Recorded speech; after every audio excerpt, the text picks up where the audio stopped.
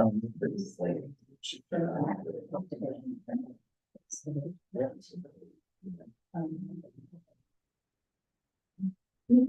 you're on the record.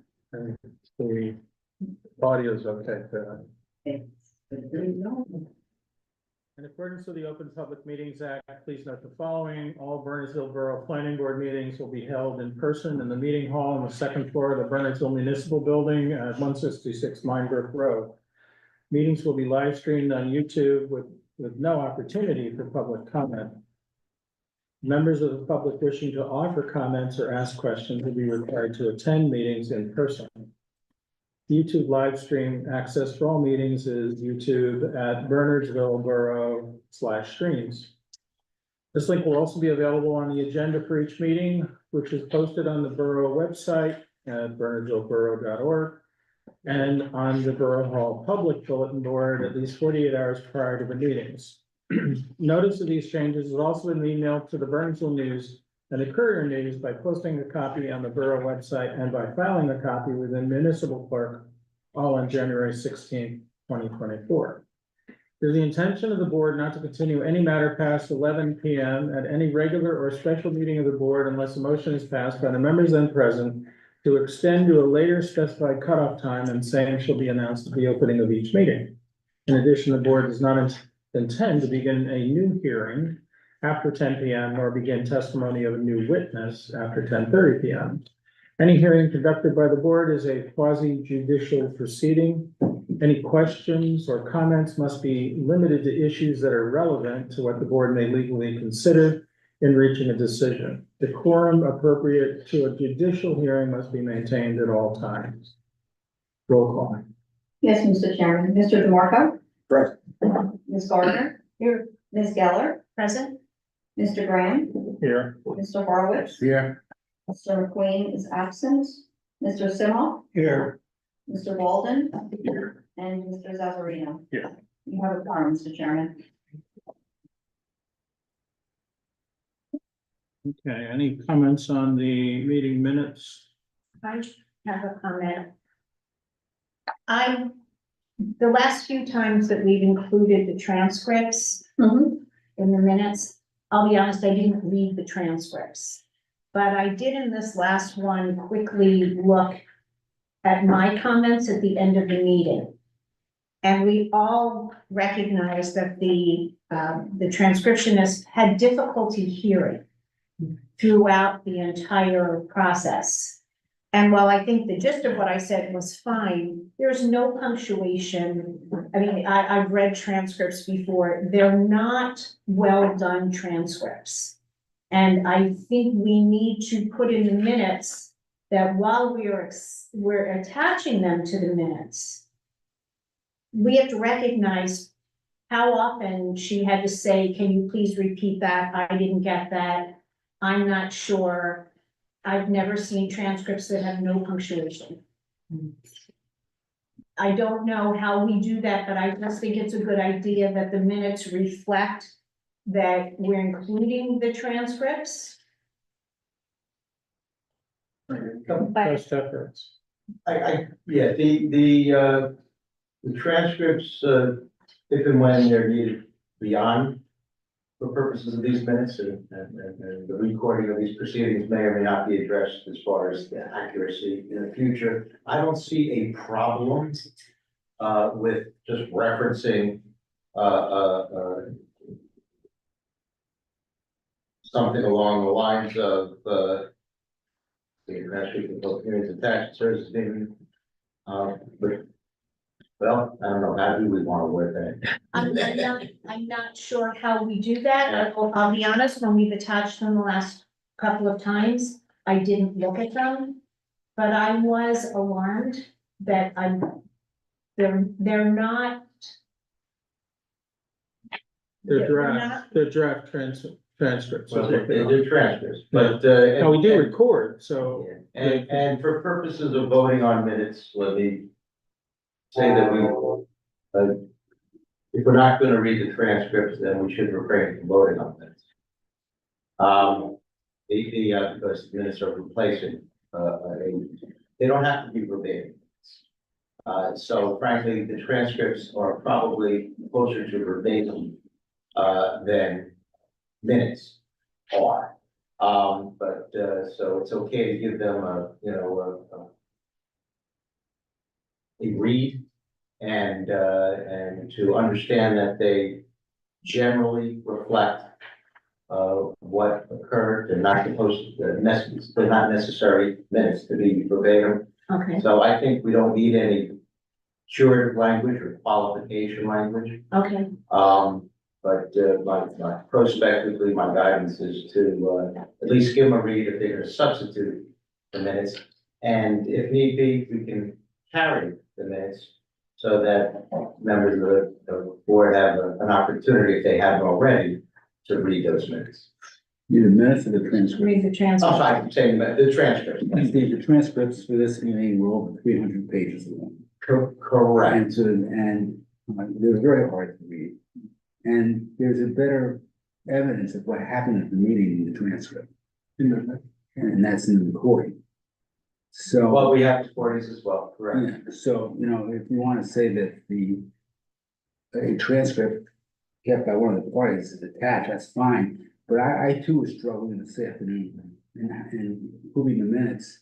It's a 300-page transcript I haven't read. I did go through for a while and Google search me so I could see the things that I said were correctly, and I didn't, but I gave up. It was just too much. Well, I don't know that we want to get too deep into the accuracy of those transcripts with respect to that particular hearing. Does the matter remains pending, as far as, the memorialization by way of resolution of the decision and the appeal period thereafter. So, that said, generally, transcripts, even if they're not perfect, are, in my opinion, more than sufficient for purposes of minutes, because minutes need not be verbatim, they're generally not expected to be verbatim. They're in essence a summary of what occurred. So again, if you haven't read them, give them a read, and then vote on the minutes perhaps next time if we don't have a sufficient constitutional membership right now to vote on. The point is, though, minutes are not supposed to be testimony. I just said that, yeah. Yeah, not supposed to so, be- they don't need so to they're be not verbatim. supposed to be, minutes are I supposed read to I summarize. read the transcripts, I can tell you, I think they're more than sufficient to constitute Right. minutes. Okay, yeah, Well, if you're comfortable that they are, I just, attaching them, I looked at it and I thought, If you think in your legal opinion, we're fine to vote on them as part of the minutes as a reflection generally of what happened at the meeting, then I'm comfortable with that. That is my opinion based on what minutes are required to be under the applicable law. And again, if you read them,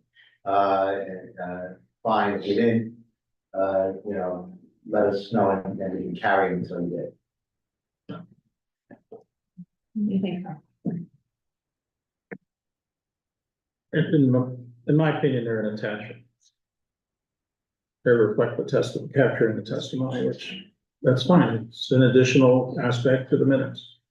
If we have enough people to vote on the adoption of these minutes, we don't necessarily need everyone here. And if anybody perhaps doesn't feel like if Were there they're any vote other- on them, we might have sufficient numbers. Any other issues on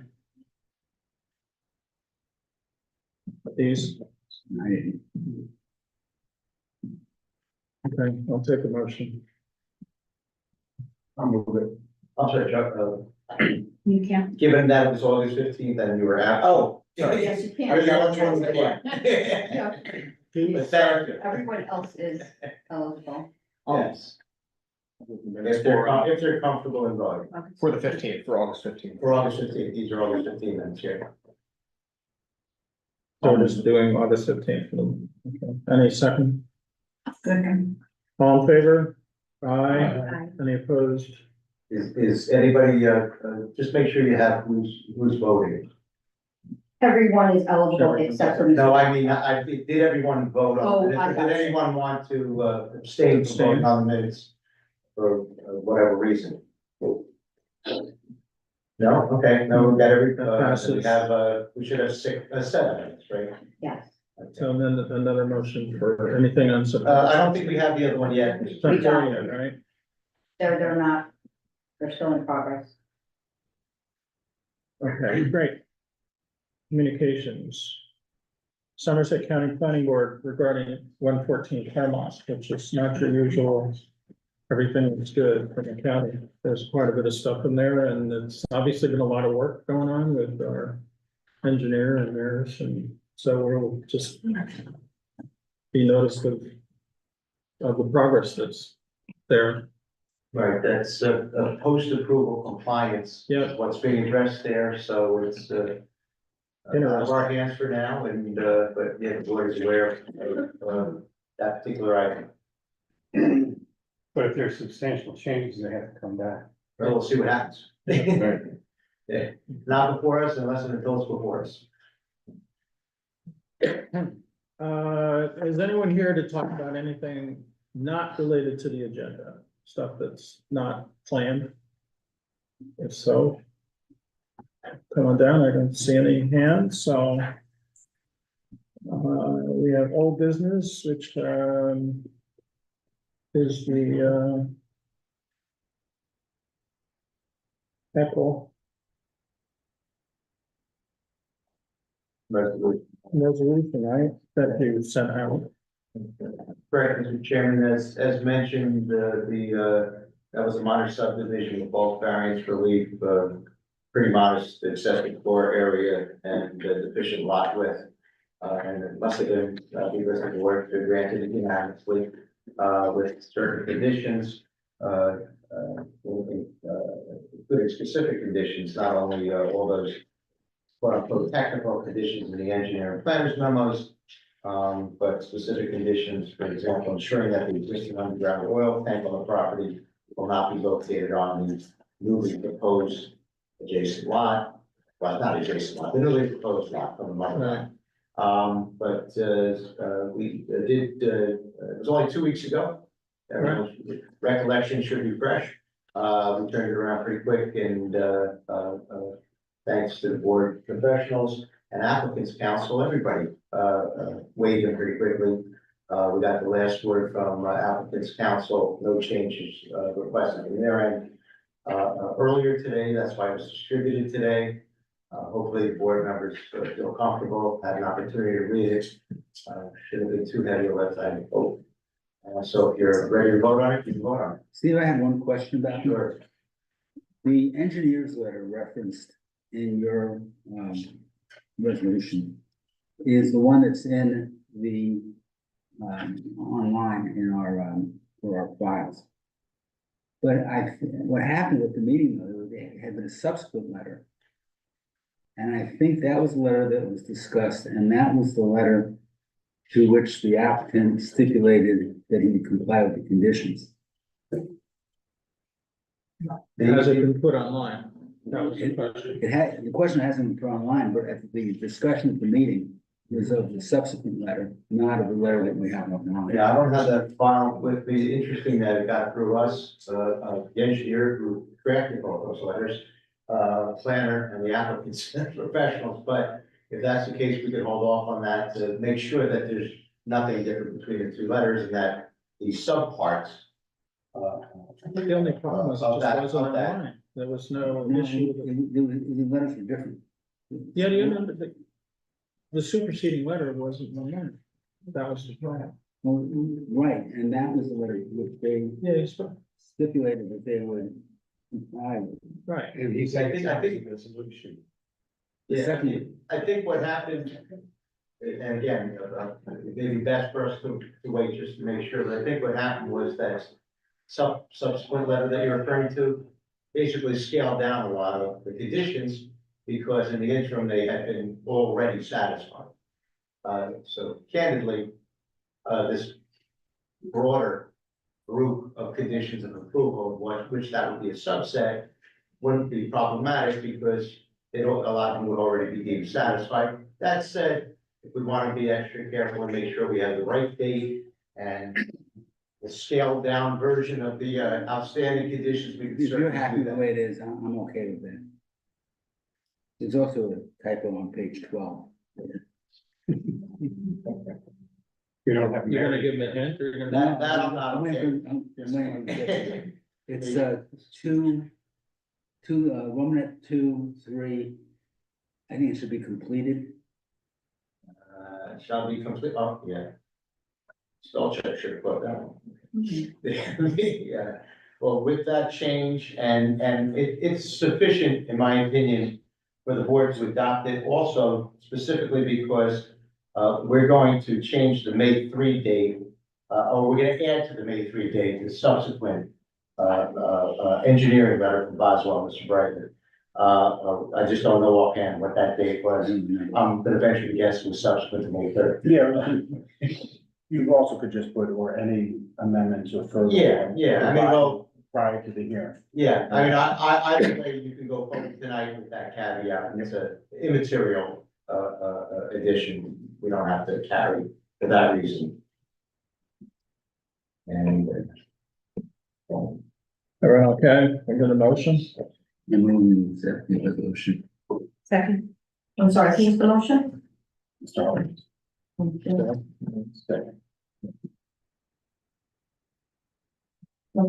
Ms. Geller, Yes. Mr. Graham, Yes. Mr. Harley, Yes. Mr. Walden, Yes. and Mr. Zazarino. Yes. The motion carries. All right. Paying the bills. That was what that was what you wanted to cover, right? Oh, yeah, that's what we spoke about. I want to make sure the board was done.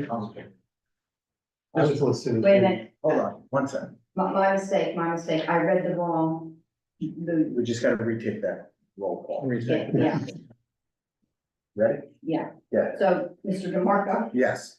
Ms. Geller, Yes. Mr. Graham, Yes. Mr. Horowitz. Yes. Mr. Simoff, Yes. Mr. Walden, Yes. and Mr. Zazarino. Yes. Thank you, and thank you, Mr. DeMarco, for touching that. Yeah, thank you. I thought when I saw the 5, I was trying to. Yeah, I math thought it was to see wrong. what you- Okay, bills.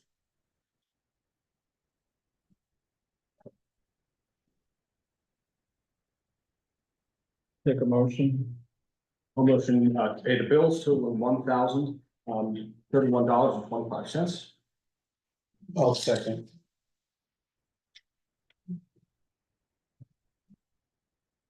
Okay, Mr. DeMarco, Yeah. Ms. Gardner, Yes. Ms. Geller, Yes. Mr. Graham, Yes.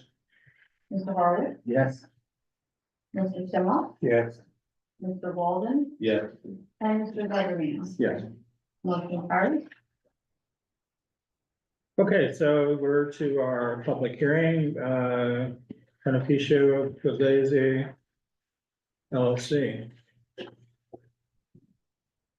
Good evening, Mr. Chairman, members of the board, board professionals, Simone County, County Law LLC, on behalf of the applicant. Before I get started, where would you like us to set up? So you can use the table, but that X on the ground is where you need to stand to be on the video. Got it? Always hit your mark in theater. Yes. It's back there, the one that's back there. Okay, so you want me over there and Yep, then and all you of our can use that- witnesses? You can use Okay. that All right, table, perfect. Thank you. and then we get to see all of you on here. Wonderful. We are here tonight seeking preliminary and final site plan approval to develop the property located at 53 Morristown Road, AKA US Route 202, with a restaurant use. That property is currently developed with a former garden center. We have 4 witnesses with us this evening. I intend to call somebody from the applicant entity first to discuss operations. Next, we'll call our civil engineer to discuss the site plan. Third will be our project architect to take you through his design. Fourth, our traffic engineer to discuss flow and parking on site. And lastly, I will recall our project engineer is also our planner, so we will finish with planning testimony to justify the bulk variance relief that we require from this board.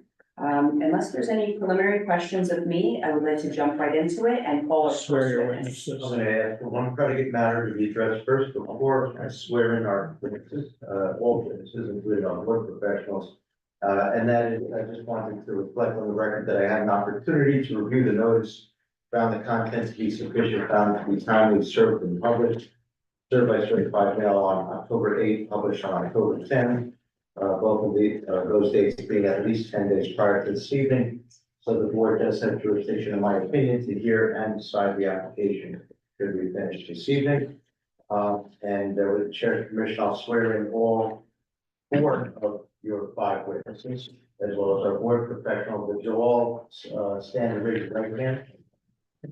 Do all of you swear to God or affirm that the testimony you're about to give is the truth, the whole truth, and nothing but the truth? Yes. Thank you all. Thank you, Mr. Chairman. Thank you. Proceed. Mr. Chairman, our first witness, Giovanni, please come up. He also has to be on the X, right? Or just next to you, it's fine. Okay, And that'll pick up everything, right? That's the microphone, I believe. One of them. Giovanni, to get started, please state your first and last name for the record and spell it. Giovanni Puglisi, Giovanni, Pugliese. Thank you. And Giovanni, can you please tell us your relationship to the applicant entity? And I apologize for interrupting right off the bat, but if you could also just give us your address, either home or business, is fine. Home address 59 Country Drive, Morris Plains, New Jersey, 07950. Thank you. Can you please explain your relationship to the applicant entity? Okay, I'm a member and I'm an owner and operator. Thank you. Mr. Chairman, I intend to present testimony from Giovanni in regards to the proposed operations and programming of this project. Sure. Thank you. Can you confirm that you're the recent, you recently acquired this property, is that correct? That is correct. About how long ago did you purchase the property? Approximately about a year ago. And when you did so, what were your hopes and dreams with this property? To get this thing moving as quickly as possible. And what is this thing? It's a modern European cafe. That's the real, it's not really a sit-down restaurant, it's a modern cafe. Okay, give us some more detail. Explain to the board members and those listening from home, what is a modern European cafe? Okay, so you walk in, we'll be serving pizza, bread, pastries, sandwiches, and coffee. So you walk in, you get whatever you like, whatever interests you, and you could either leave or there's seats if you want to sit down. There will be no waiters or waitresses, we're not serving anymore, so that's why I don't classify it as a sit-down restaurant. It's grab and go, that's the real model. And you will have seating inside, and you're also proposing outdoor seating for the patrons who do intend to stay and eat their quick serve food on site, is that correct? That's correct. What days of the week are you gonna be operating? So operation hours are Monday through Sunday, and it will be 8 to 9 p.m. And how many employees do you anticipate? 8 8 a.m. to 9 p.m., sorry. not 8 to 9 p.m. Yeah, 8 a.m., 8 in the morning to 9 I didn't p.m. hear you, Yeah, 8 Oh, a.m. sorry. to 9 p.m. I'm passionate. And how many employees do you expect to have? In the beginning, 4. So it's gonna be 4 during the max shift. So it's 4 right now. That's what we're planning. What do you anticipate that max shift to be, During peak hours, which is in your industry, probably lunchtime. lunchtime? So the restaurant you intend to open first as a grab and go. What do you foresee in the future? I know there's been discussion of a bakery products Well, yeah, being provided. yeah, there's gonna be some pastries in the beginning. The goal is really a slow rollout, because there's only 4 of us. My brother's here too, he's the main guy that cooks. My mother's gonna be involved as well, it's a family business, so it's gonna be a slow rollout in the beginning.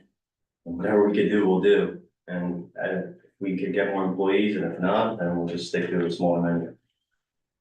Speaking about employees and everybody being very familiar with this site, where are your employees gonna park? Okay, so we inquired about the Bernardsville train station parking lot. And they said they have 200 spots allocated for 2024, and as of right now, there's 50 spots being rented. Whatever the price is for each spot, so So your intent is that your employees are parking off-site, is Correct. that correct? it's correct. And you're doing everything in your power to locate those 4 additional parking spaces off-site so that you can have your parking lot designated for your patrons. Is that correct? That's correct. Mr. Chairman, I really have no further direct questions for this witness. Is there a comparable that would be to this? In the area, Yes. maybe Priscilla's. Maybe, but That's what I was thinking. You have to speak now. I was thinking Coco Lux, but I don't want to put any words in anyone's mouth. yeah, couple looks could be comparable as well. Yeah, they're more of a bakery bar. But the same setup. It's like, yeah, the same concept. This your first restaurant, Justin? Yeah, myself, yeah. But my father, my mother, they've been involved in the restaurant business their whole life.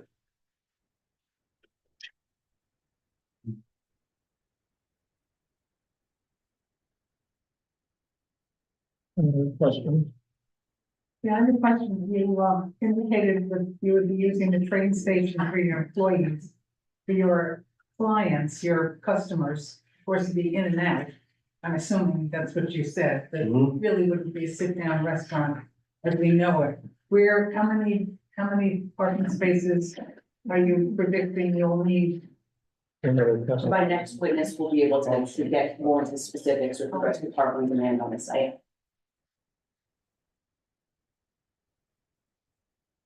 Thank you.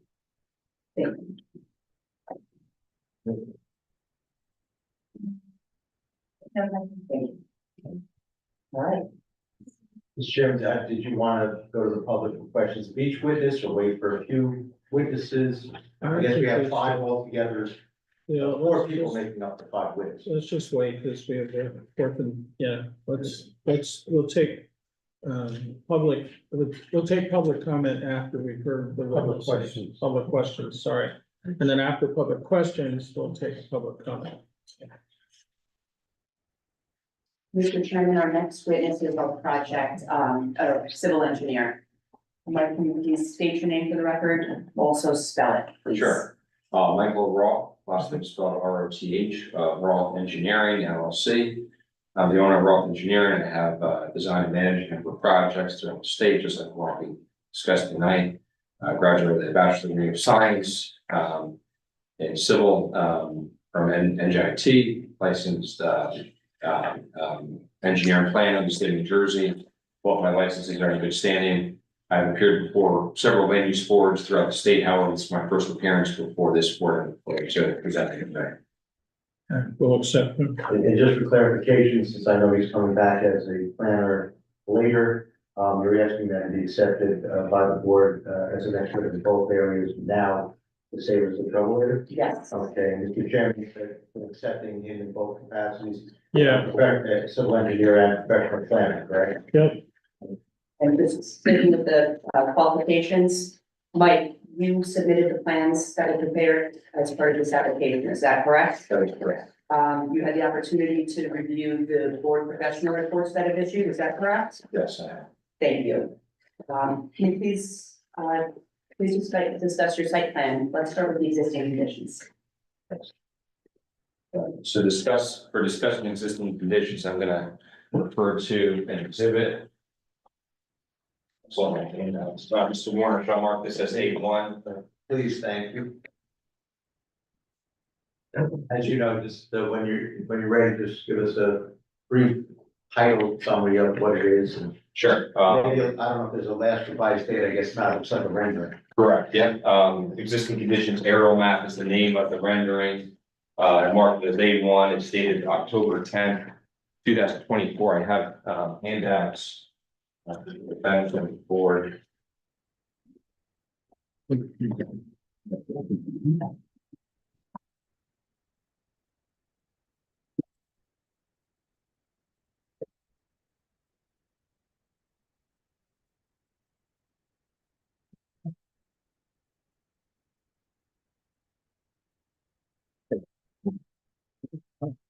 So this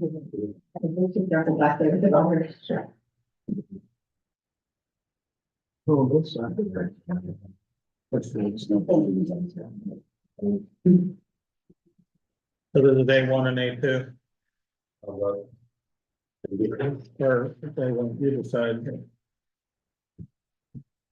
So the first, Okay. Are you gonna, is the next one gonna be A2, or are we gonna call this a 2-page A1? I'd like to call it A1 and A2. Okay, then we're only looking at the first page, A1, for now. So I'll start with describing A1, existing conditions aerial map dated October 10th, 2004. What you see here is an aerial map in the background, that's from March 24th, 2024. The subject property is located at 53 Morristown Road. Property has an area of approximately 0.24 acres and is located in the borough's downtown core commercial zone district. The property has frontage on Morristown Road to the north, which is NJDOT Route 202, and is adjacent to the railway property to the south. The property contains a existing building, which is currently vacant and formerly used as a garden center. The existing building is set back 11.8 feet from the Morristown Road front property line, which is a pre-existing non-conforming condition, as a minimum of 2 feet and maximum of 5 feet is required. The building is set back 22.5 feet from the east side property line and 79 feet from the west side property line, which complies with the minimum 0-foot requirement. Now, the rear setback, the building is set back 1.3 feet from the rear property line, which is also pre-existing non-conforming condition, as a minimum of 5 feet is required. The property contains a two-way driveway with access to a parking area on the east side of the building. There's a second curb opening that is in the middle of the property, roughly centered on the building, and then a third curb opening that's on the west side of the building that was formerly gave access to a outdoor garden area. The site contains areas of gravel pavers that encroach beyond the property line to the rear of the building. And lastly, the property has a impervious coverage of 98.4%, which is a pre-existing non-conforming condition, as the maximum impervious coverage allowed is 90%. So now I'm going to flip to A2, which is the second page in the handout.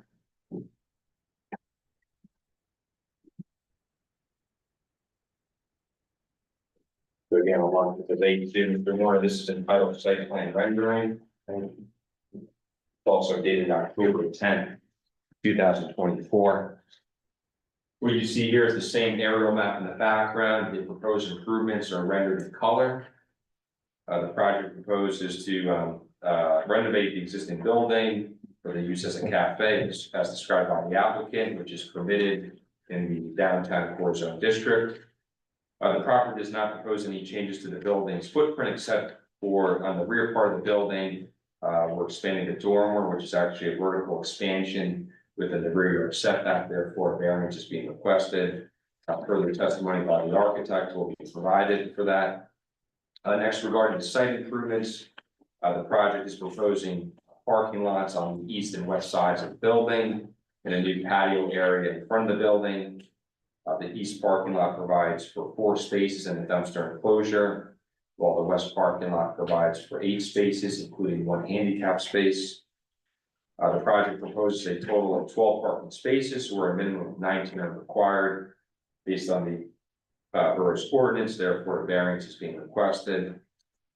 We have a few variances and design waivers related to parking and loading that I'll run through briefly.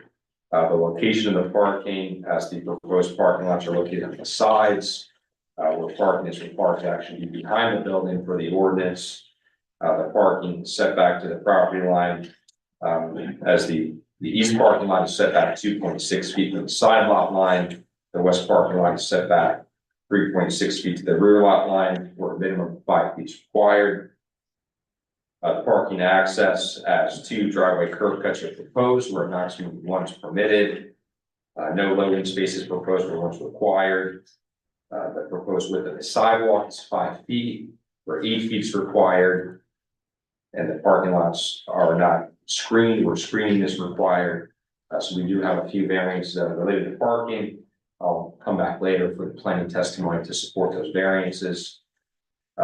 We have a variance related to signage. The project proposes a sign mounted on the roof.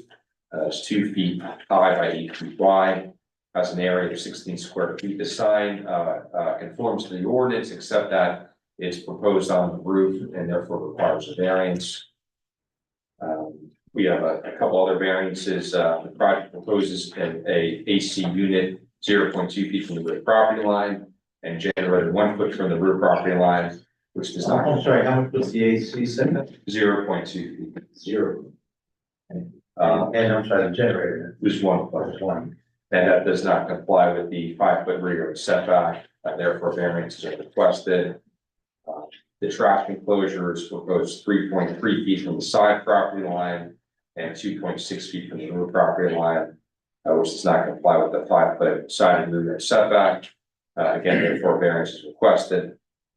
Next, regarding landscaping, the project proposes new plantings, as you can see rendered in green, in the non-hardscape areas.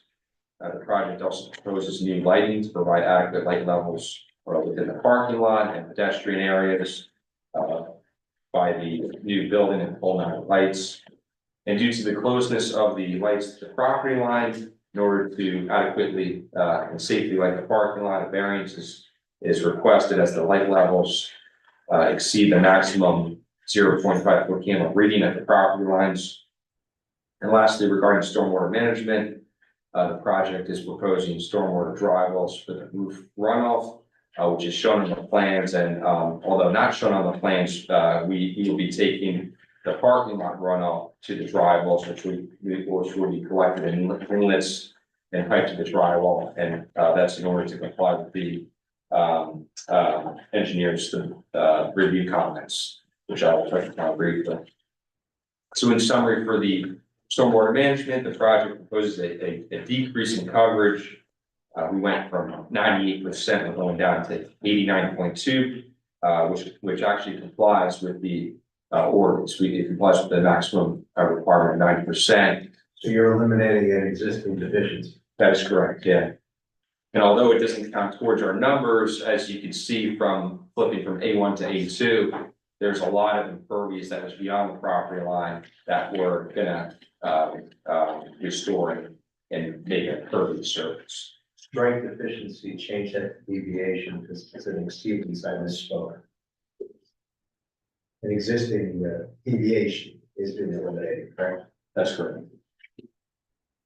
And we have reviewed the board professionals' comments. I'll start with the board engineer's review letter, last revised August 28, 2024. I'm going to start on section B. Section A is just the general comments and points in the project. So section B, comments 1 through 4 will comply. Comment number 5, the hours of operation were provided by the applicant. And we're proposing to have the 2 building mounted lights and pole mounted light on the west side of the building to be on a motion sensor.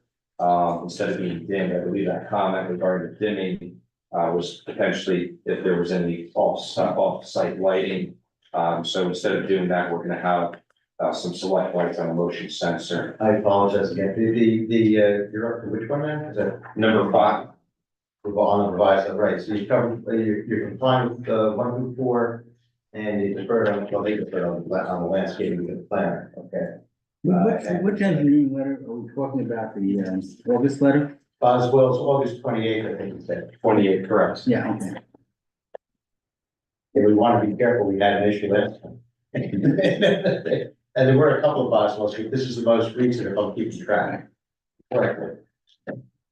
Next, regarding comment number 6, the proposed dumpster is a masonry enclosure on the back and sides, has cedar slots in the front for access. The dumpster containers will have lids to control the trash. However, it will not have the roof that's being requested by that board engineer. And lastly, comment 7 will comply with the drainage comments. We agree those are great enhancement improvements to the site. and see if we'll comply with the remaining comments, under the other matters section. Wait, can you go through the dumpster, because you mentioned there were some issues, compliance issues, and, why can't you meet the standards on the dumpster placement? So we're proposing everything. It's not an existing condition, right? The dumpster, you're built, It's a new dumpster. the new dumpster, okay, fine, keep going. So we comply with all the, components of the dumpster as recommended by the board engineer, except for the fact of the roof. And the reason for that is the applicant and I had, talked to the trash pickup company, and there were concerns about, having a front end loader, pick up that dumpster, potentially damage the roof, to kind of, and I get the sense that the reason for the roof is to not see any trash. And what we are gonna propose is lids, on those dumpster enclosures, so there will be no, overflow. The height of the enclosure is high, where I don't believe you would see any trash. So that's our reasoning for not proposing the roof.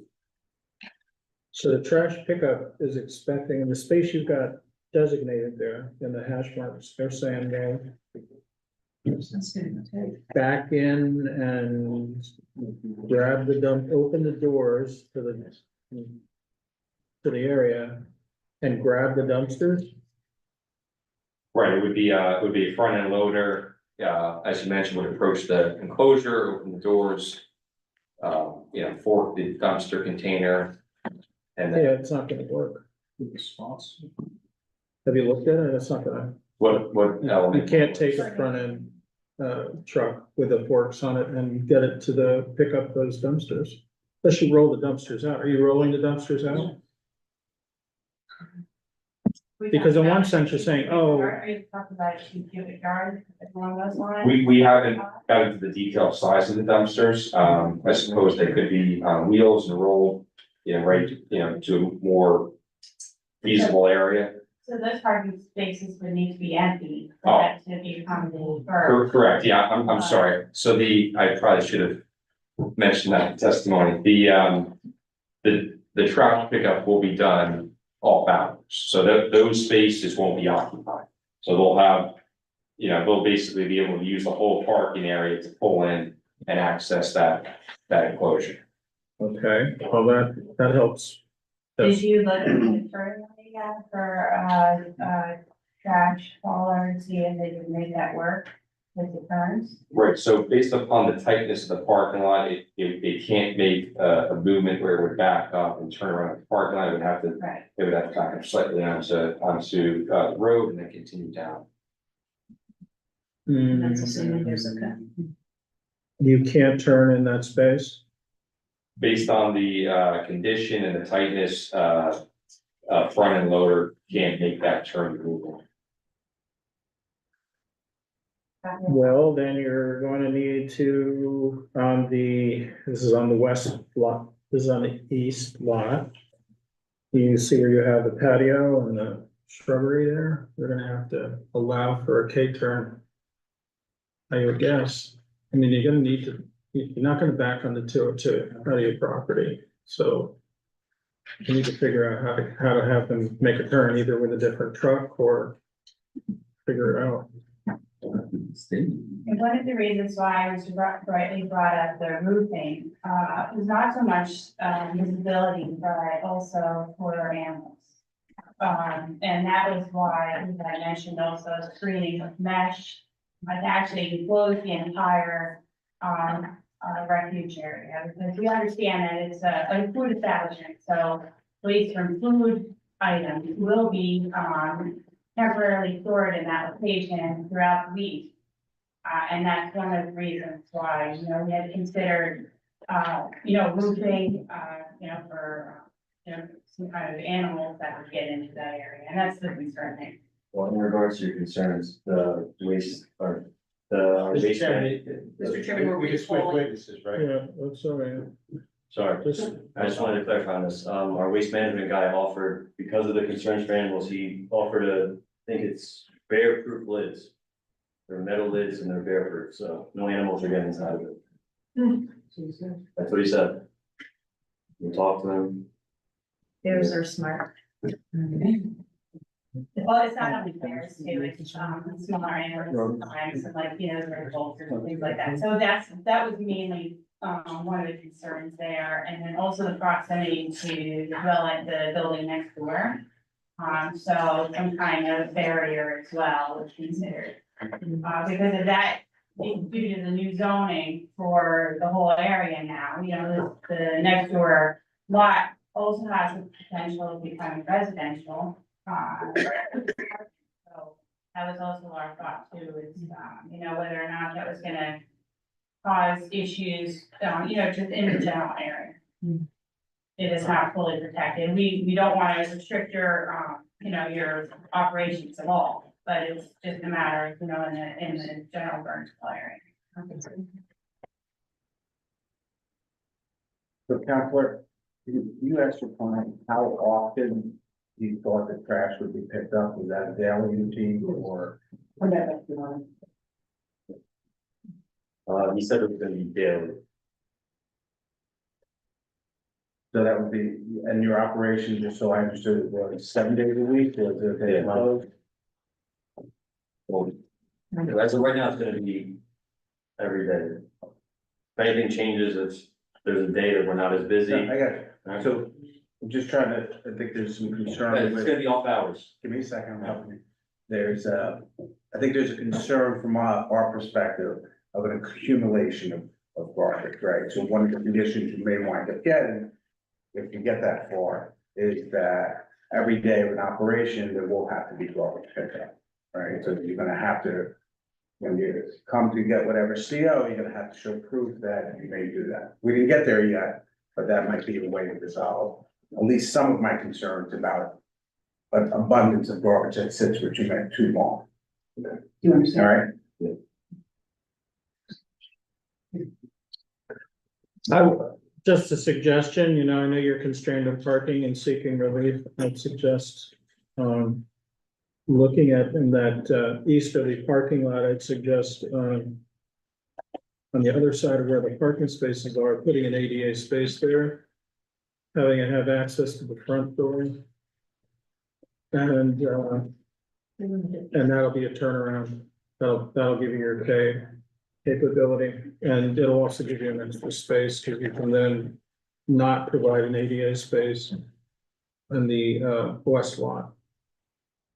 That's just a thought. but I'm sorry, can you, to create essentially an ADA sized parking space, right? So the space plus the ADA.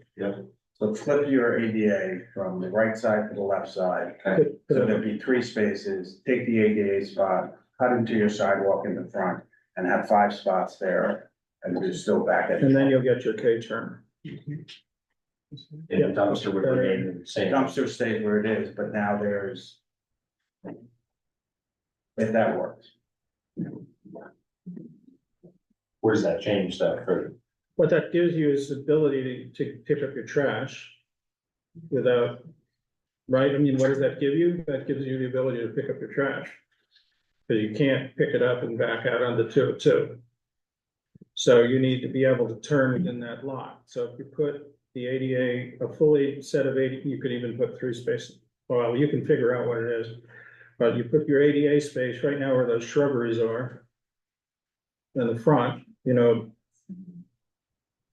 expand your east lot to include an ADA space where you currently have patio. Oh, on the patio side, okay. Yes, Oh, east side. so that's where you put your ADA space. And once again, just suggestions, and you have to obviously have the ramp, whatever the access is. I think you've got a front door which could be used for ADA. And then you recover your ADA space in the, because it's a full-size space, you recover it on your as a regular parking space on your west lot. The net is you'll gain a space. Instead of 13, you'll have 14 spaces.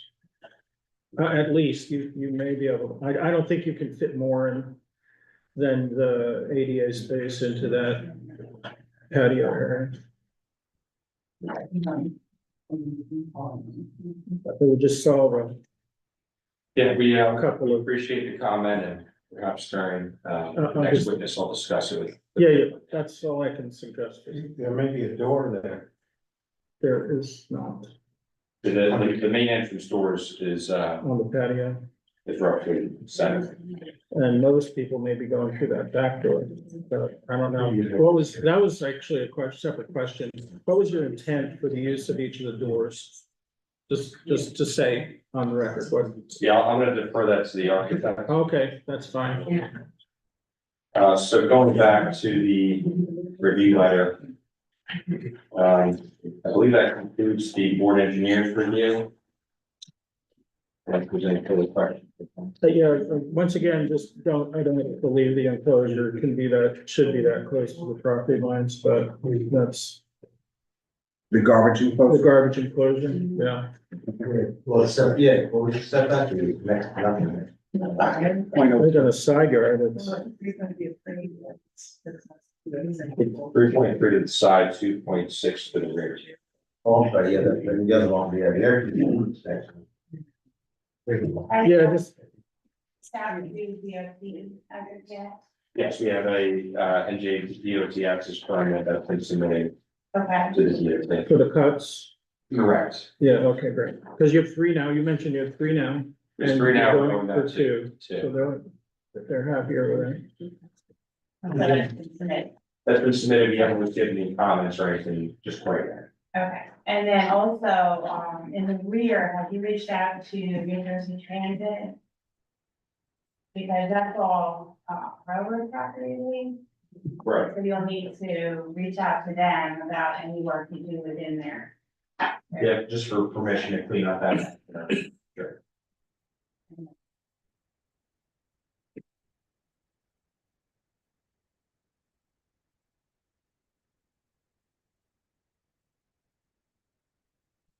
Is there gonna be seating on the patio? Yes, seasonal outdoor seating. How many seats?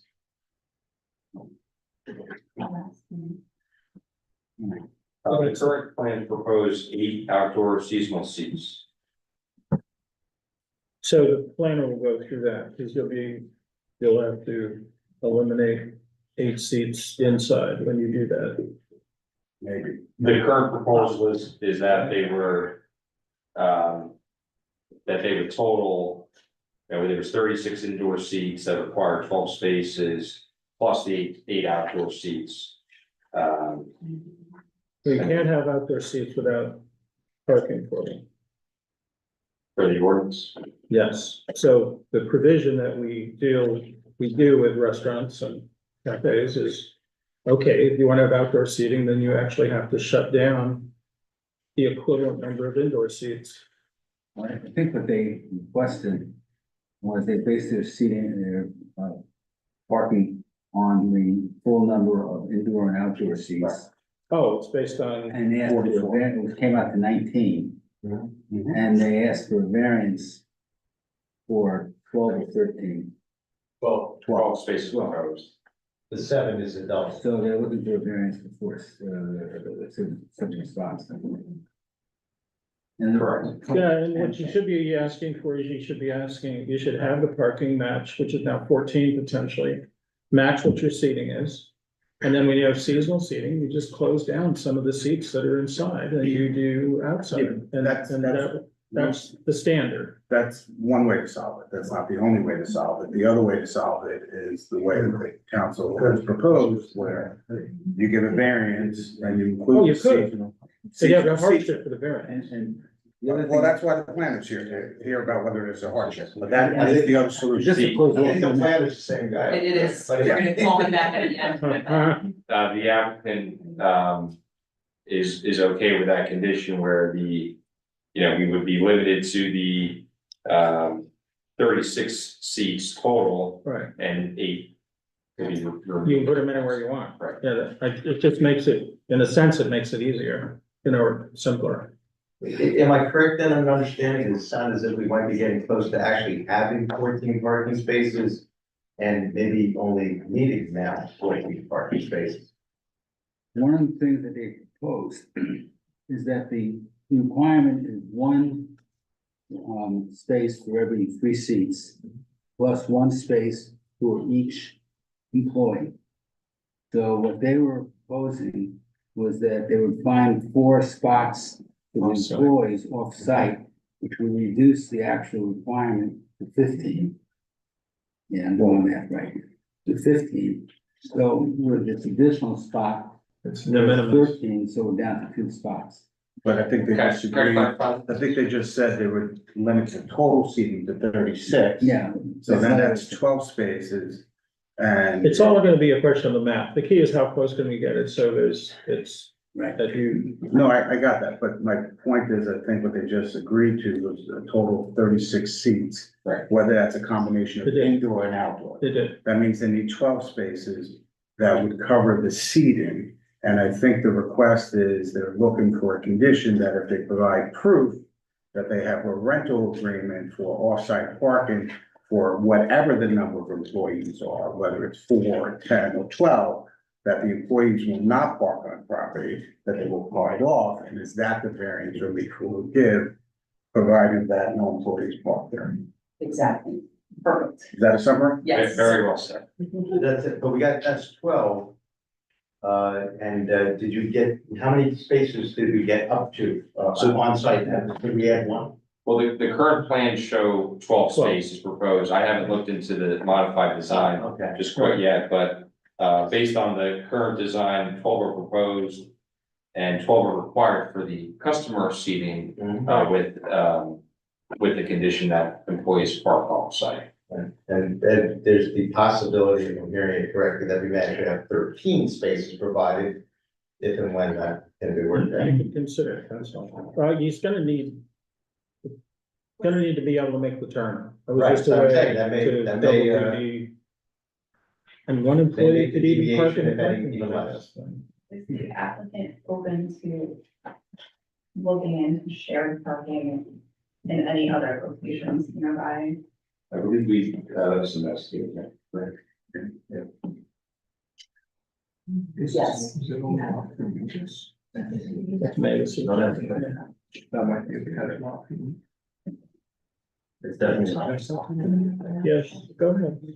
We have another suggestion. that Your might be suggestion? helpful. On the west side of the lot, there is a lot that I believe is utilized by, the Mavis Tire, which is several properties down. But that's an auxiliary lot for them, but that could be a potential option for your team to explore, as a shared parking option. This lot here. It's my understanding. Right that next it's- Just an idea, that's all. We appreciate. Share to your comment. ask and. Probably not as cheap as. As the town line, it's certainly a lot closer. Okay, going back to the review letters, Sure. I'm gonna touch upon the planners reviewed dated August 23rd, 2024. I'm back to section 5. I'm just touching upon the comments that require testimony. Most of them, are statements, identify the variances. Excuse me, can I just, I know you're. Oh, I'm sorry. But the microphones are this way, so if you could just project this way, you may not get picked up well on the recording if you don't. Certainly, I Thank apologize. you. That's okay, no worries. So section 5, comment number 4, we talked about the lighting where we do require a variance for seeing the light levels of the property line and the lights to be turned off 30 minutes after closing with select light on motion sensor. Before you leave that one, if I may, Karen, the magnitude of that deviation, because I don't recall that one as being previously identified, the average light intensity. I know 0.5 is the average. That's how it's all correct. 0.5 is the maximum Max. permitted when we're exceeding that. Yeah, but that I haven't yet heard. How much?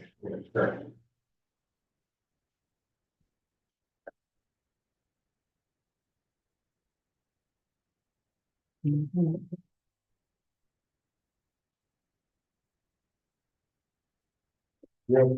average, foot candle for the average is the max, and you're going to be at what?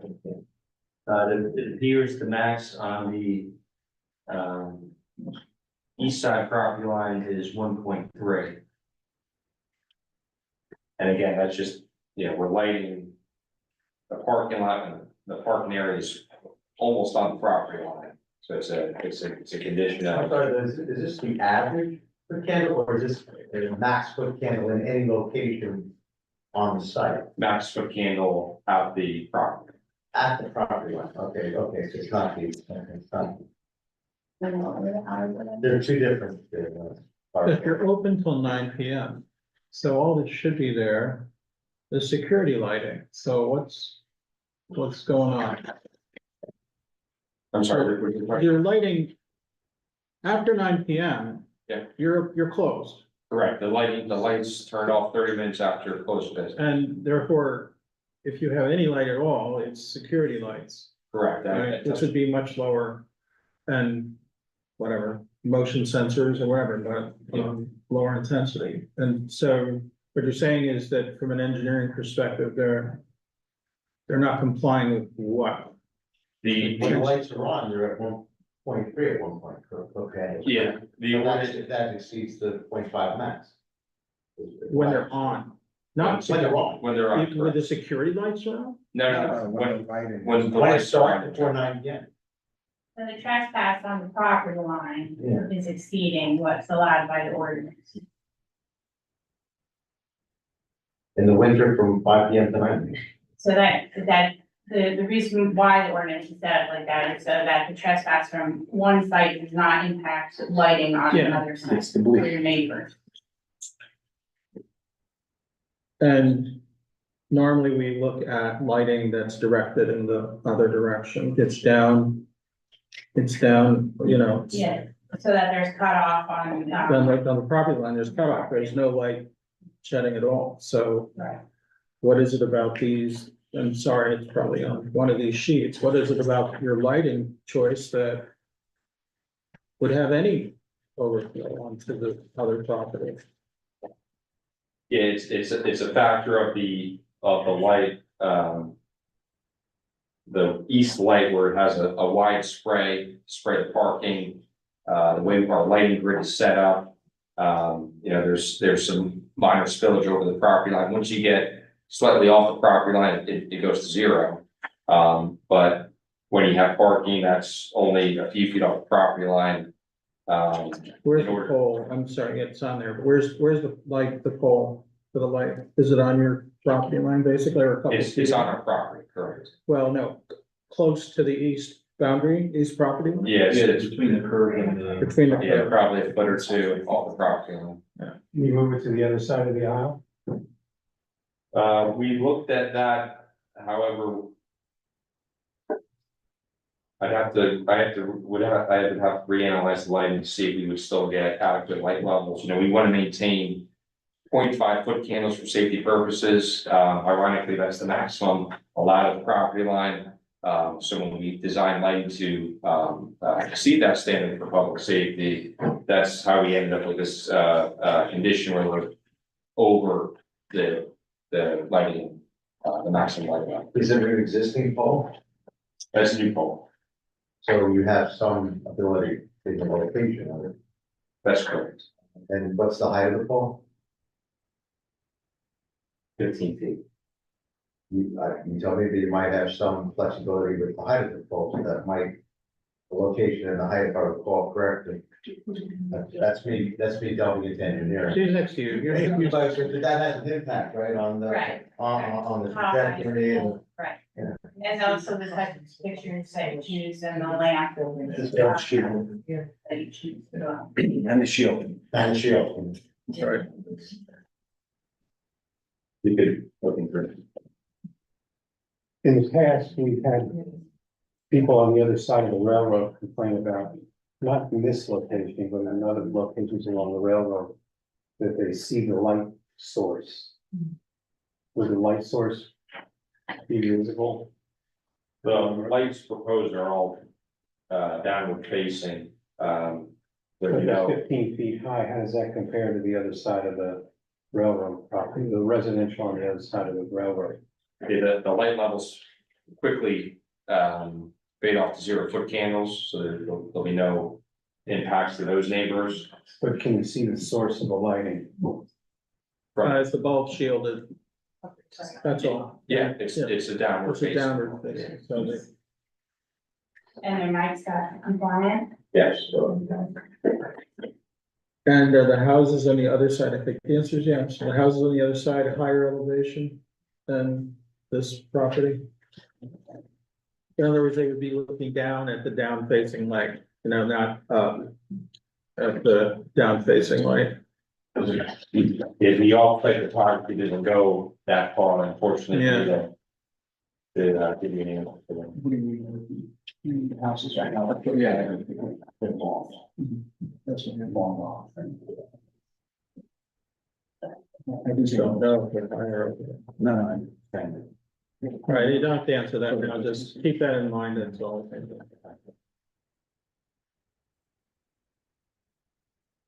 And you were on a roll. I think maybe number 4 on the bottom of the page. Right, number 4 for lighting. Number 6, we talked about, trash enclosure.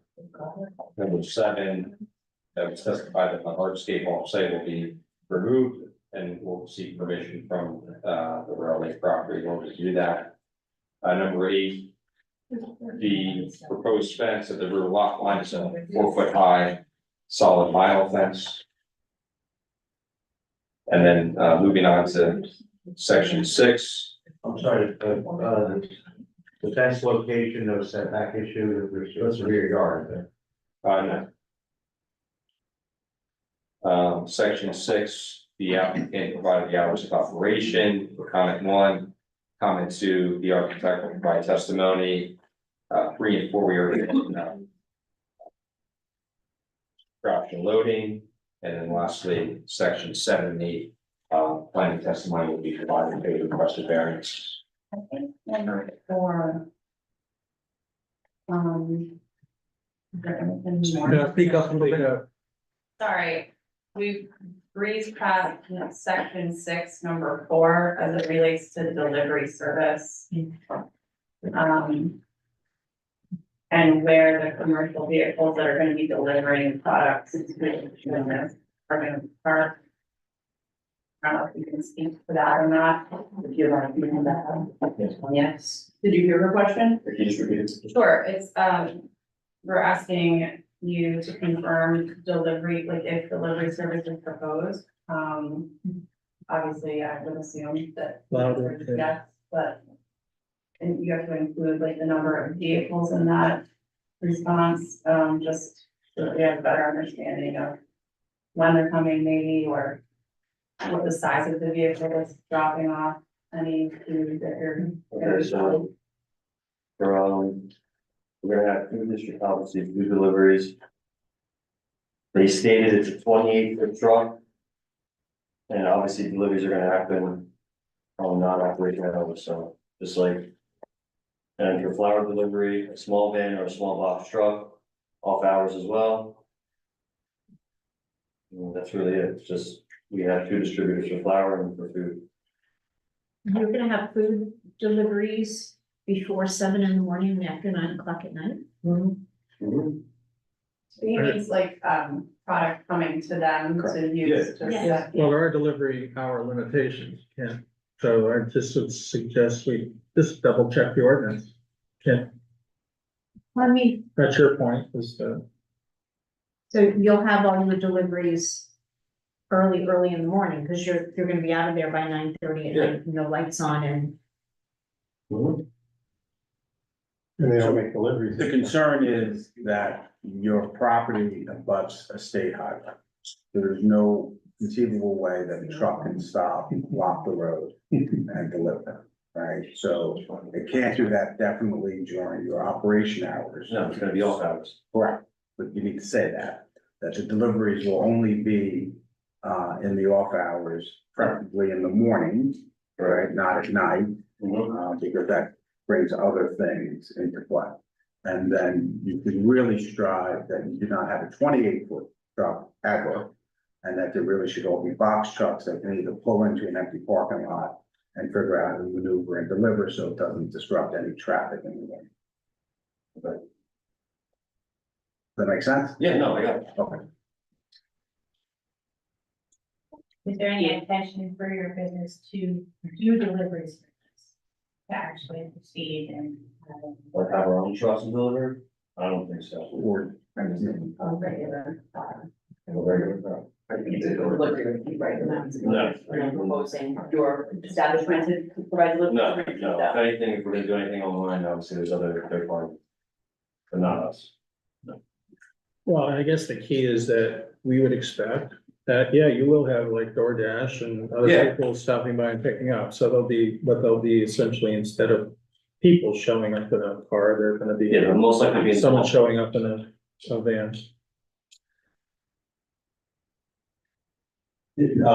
Chair, for clarification purposes, when we say deliveries are non-operational hours, in the morning, non-operational hours, not the evening, non-operational hours, are we envisioning how early in those morning, operational hours? Because at a certain point, they become even operational Are hours. we envisioning what? limiting those hours to a range of Range. 6 to Well, 8 the in the ordinance, morning. the ordinance already limits Delivery hours. the ordinance already, limits the hours of delivery to the site, and I don't remember what they are. I'm sorry, Ken, excuse me. The ordinance already has a time limit on deliveries. Right. We dealt with that with the Dunkin' Donuts when they, wanted to put their site in there. Well, I think we're saying it's compliance with the ordinance, and that's. Yeah, what they we're need to saying. look up the ordinance. Right. Make sure, because obviously.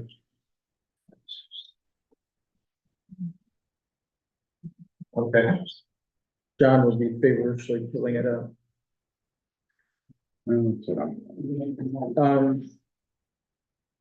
You have more in that memo, right? We just went back to 6, right? I Is there just more? went back with one, yeah. I think he's. So the applicant, just to be clear on the record, the applicant understands that it's supply deliveries must comply with the ordinance. Right, The applicant advised that they'll be requesting for the first delivery spot for that morning, what time that might be, I'm not sure, but we will have to comply with the code. yeah, just logistics. Is there more in that letter? Because that was somewhat related question, but. I've provided the testimony. I'd be happy to answer any questions. So those were all of John's questions. The rest of the variances in the existing non-conformity, so we do have a few additional variances that you added, the lighting intensity and the setback for the pre-accessory structure. Right, yeah, those are, number 11 has the, AC units generator truck. Yeah, he was, The architect's gonna talk about them moving and screening. We're coming back to that. topic. For that variance? Yeah. Yeah, I'll cover that later. Well, we'll need to cover the AC units when the architect gets up. Talk about the entrances. Has there been any discussion? So my question is, you have a neighbor to your east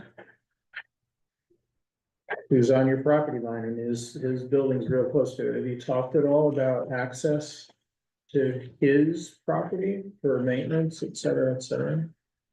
Is there enough setback? Are you proposing any kind of fencing there, or has there been any discussion in terms of the shared boundary and clearances? So the property line, I'm sorry, the curb line is on our property. It's gonna operate almost as it does today. That area was formerly parking, it's gonna be parking for the project. And you're not putting a fence up or anything like that? We are not.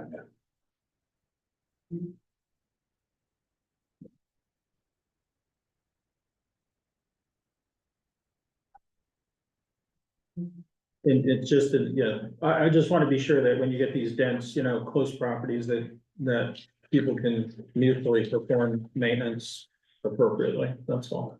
Understood. So the masonry wall is not on their property, it's on theirs, Which one?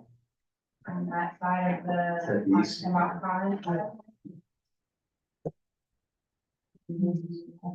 Right, yes, Fence that's all theirs. that's falls on, part of it falls on our property, the other part falls on. Just for the record, are you talking about the masonry wall on the east side of the property? Correct. Yeah. And then, so this whole curb section here is going to remain.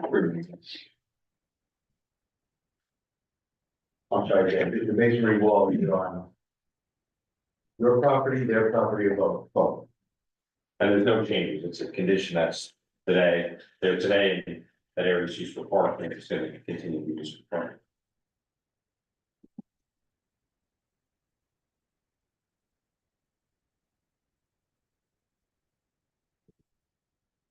Any questions from our guys? I We'll hold public questions. may have one or two, I'm sorry, Mr. Chairman, I was, I have one. things in margin. Is there a way to make the sidewalk bigger, so it's not just 5 feet the front, so it could be the 8 feet? So the public sidewalk, the ordinance requires 8. And I'll touch upon this in the planning testimony, we're proposing 5, and that's in order to match the streetscape in the area. I know, but if the long-term goal as that continues to develop is that the next person next to you then shows up and says, well, he did 5, why am I doing 8? And since you have 2 driveways at the end, it might make me happy if they were larger. Yeah, You know, the applicant would have no Mike. objection to that. there's a strange provision on that 5-foot driveway. It says, sidewalk. So, It says it's 5 feet, but if it's not, there has to be enough space alongside it for people to get by. And, you know, looking at the pictures, that condition is met. So I don't know how to read that. Whether they need a requirement. I mean, I just see that he's got open greenway there. There's nothing preventing him from, especially in the lips of the driveway, to establishing an 8-foot pathway in an area where And I kids think walk if to you establish school, the path, things of that nature. you may not even have to pave it. That's my point. Yeah, you might just colorize it in the patio area and not, and put no chairs there. But it would make me happy. Okay, and that would actually eliminate a variance, so that, You have the space for it. yeah, I understand. get the desire to match next door, but you can lead the way. So the key is if they reserve an area of the green area, 3 feet reserved, Yeah. next to the 5, then they're complying with what you just said. Yeah. Don't put a shrubbery next to the sidewalk, in other words. So Uncalled sidewalk and you remove the variance. The planters are situated behind that. Yeah, behind the 8 feet. What's the public sidewalk? Right, so it's not. It's not any issue. Right. Yeah, I agree. You just don't trigger your purpose impervious. It's offside. Right.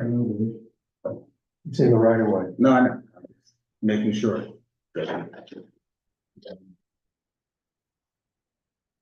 is it architecture you in terms of snow removal?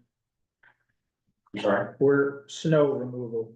So when there's a foot of snow on this lot overnight, where are you putting it for snow?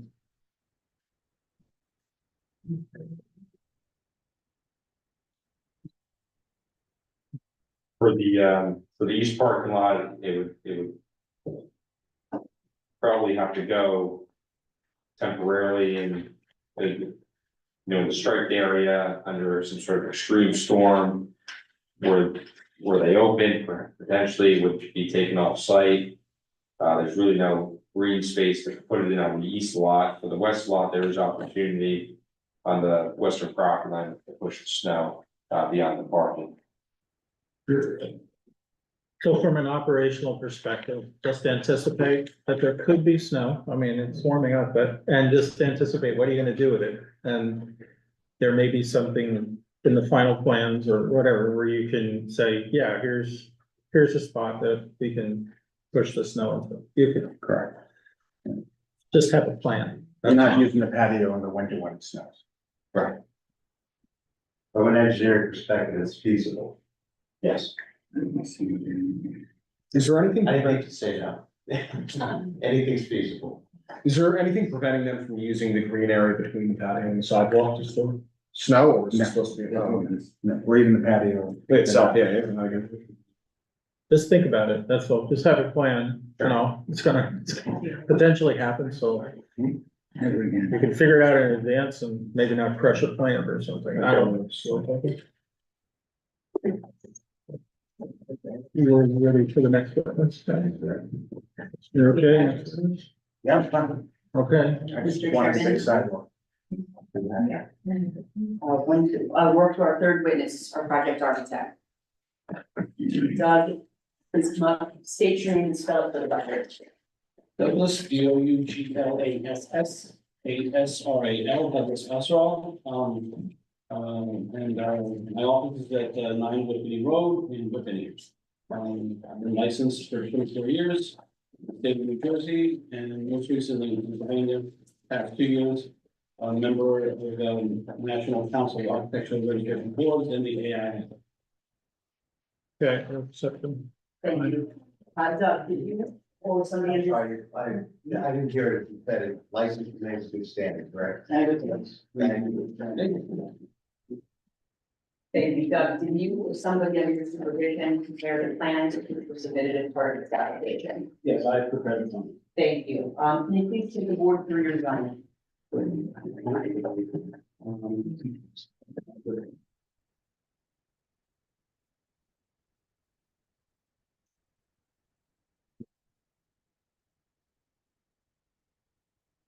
I correct? These are the plans unmarked, uncolorized, et cetera, as were submitted to the board? As was in the board, my first report. That's the last revised date? Yes. What was that date?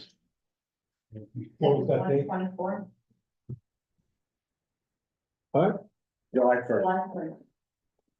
Oh, Yeah, that's the last revised date on the last one I had. It makes it look big. okay, I see it, yep. It's Z1. Motion for you. So that we don't need to mark this as an exhibit, just reference the sheet number when you're referring to each sheet. Sorry, so. I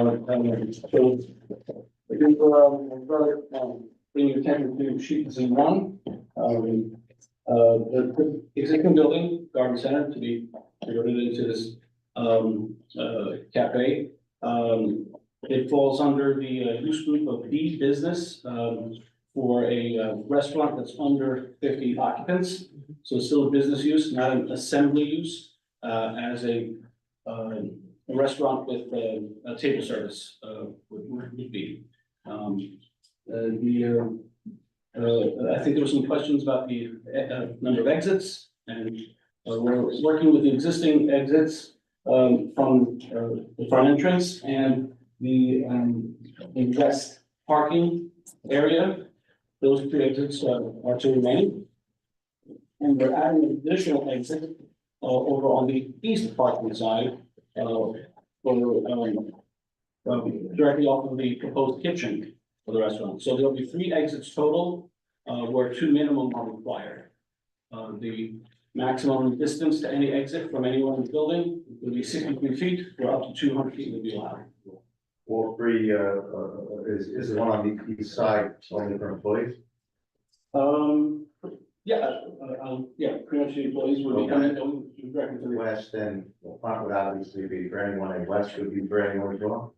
The west would be for anyone, and the front, north facing would be for anyone. So the general public, For anyone. there's 2 for anyone and 3 in general, so that, yeah. So the public does not have to, go through the kitchen. To get that out, but, so, sufficient exits are provided, per code. Let's walk you through the building, front entrance leads to the general. Just a minute, just because we're talking exits, and I just want to make a comment. It's not a negative one, it's just a suggestion. When it's winter and someone comes through that front exit, it'll be pretty brutal in terms of weather and wind and so forth. And most restaurants in the town have figured out a way to shelter their exits either permanently or seasonally, such that anyone sitting doesn't just get blown away when that door opens up and the air comes in. So think about winter, cold there, winter, and the way you're handling the door. Because they're just there's no portico, there's nothing here now, and it could be a temporary thing. Just plan, word of the wise, just plan for what it's gonna be like opening these doors in the winter, that's all. Yeah. This is fine in the summer and, Right. in the winter, this will be a difficult situation. Looking at solutions such as a downdraft type of, or a vestibule. Just figure it out, plan it, that's all.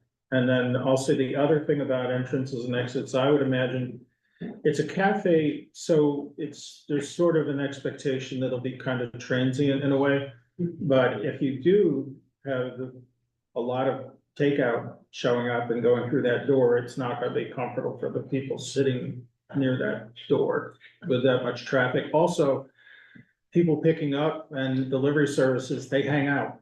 And they don't hang out outside, they hang out inside. And so this is the first time, you're getting started. It's like, think about how you're gonna handle takeout.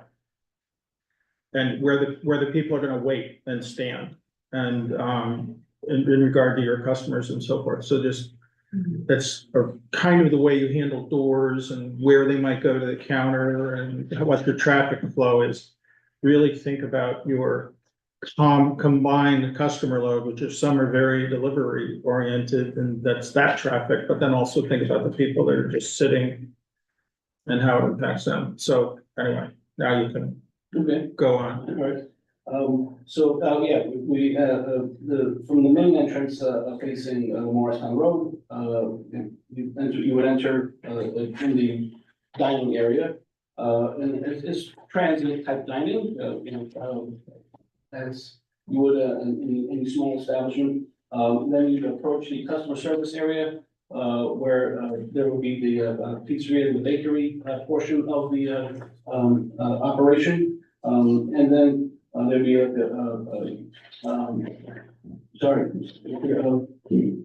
condiments and the grab and go refrigerator are off to the right there. And of course, the second exit, which may be, a primary exit for those who are parking in the western parking lot. Where's the cash register on this? What do you anticipate? Oh, right. Yeah, right at the corner, the closest to the door, there's a bend. The vendor on the service area where between pizza prep and For the pizza bakery prep. Exactly, yeah, it's the.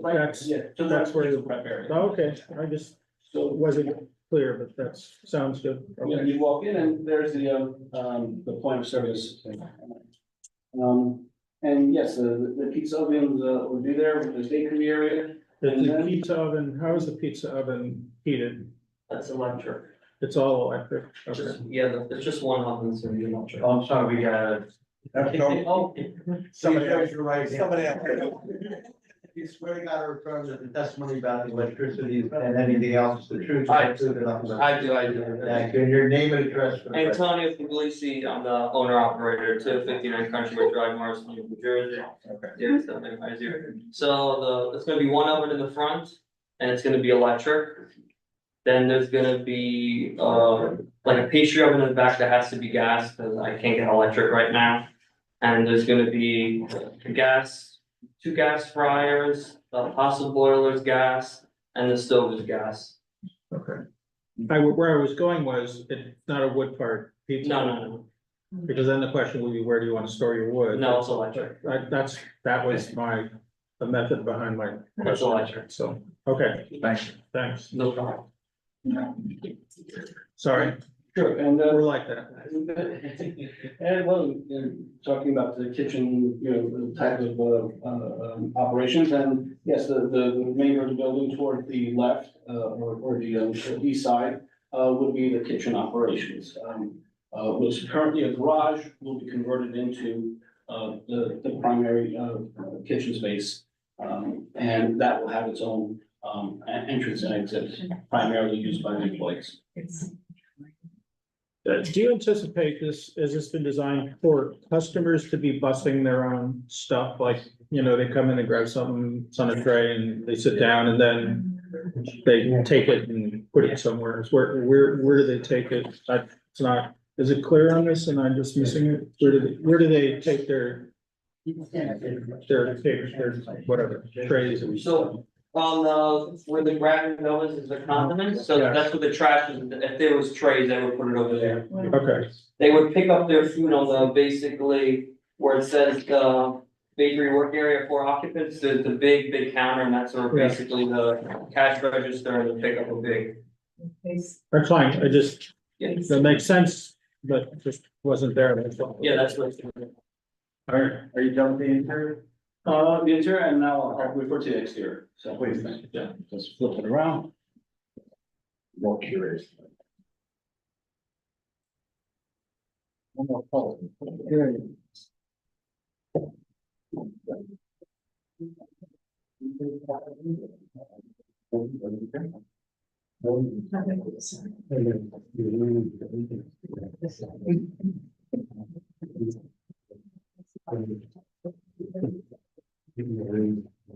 Bring your attention to the sheet in here, the elevation. And then.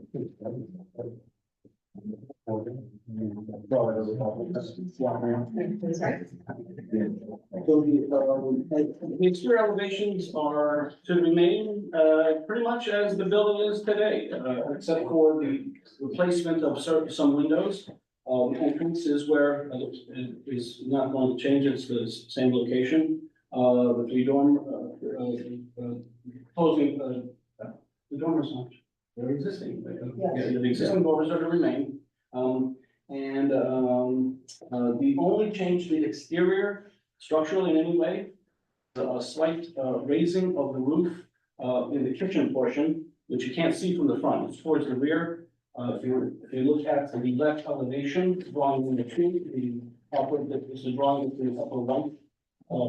And you'll see the dormer roof framing the kitchen.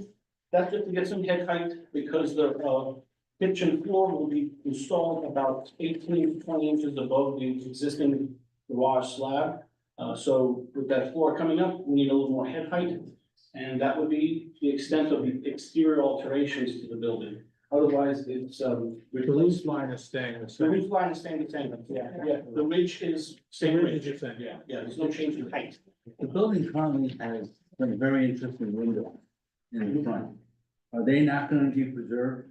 They're gonna be replaced, we're, going with some, trying to get more glass, more light, into the space. You know, because it's the buildings, the windows with the arch shape and the, whatever the word. I understand, there is some of that are, current, form, will change, as a result of the installation of these, new windows. And also the roof line is supported by rafters, visible rafters right now. Is that gonna disappear as well? Yes, that arbor trellis look is going to go away and, just, simplify, this existing structure that's there. So basically, you don't have a much flatter appearance than you do currently. Well, it's gonna be a little, we want to do more with the trim, so have more pronounced trim work, as you see, under, there's a soffit, trim board, directly underneath the overhang, to frame the exterior elevation. So we're going for narrow exposure siding and wider trim. Just a more cleaner, a cleaner appearance, less, I don't want to use a bad term or something, a negative term, but it just, Not as busy. it's a little busy right now. And we're trying to, it has a certain shape to it, and but that's not changing. Busy in Europe, we're charming in mind. One person's busy is another person's charming. But we're not trying to, radical, it's not, I don't think it's a radical departure, it is the basic form that everybody's been accustomed to. You're not changing the footprint, you still have those two alcoves in the front Yes, yeah, surrounding the door. exactly, yeah, the angled entrance, will remain. Have you done a transparency comparison? Transparency. Well, there are rules on transparency, and I don't know if you can, I know this is an existing building, right? And if it were new, you would have to satisfy the transparency requirements of the zone. The magnitude of window. How many windows? Bob, with the ordinance, Percentage of glass. If anything, we're increasing. No, what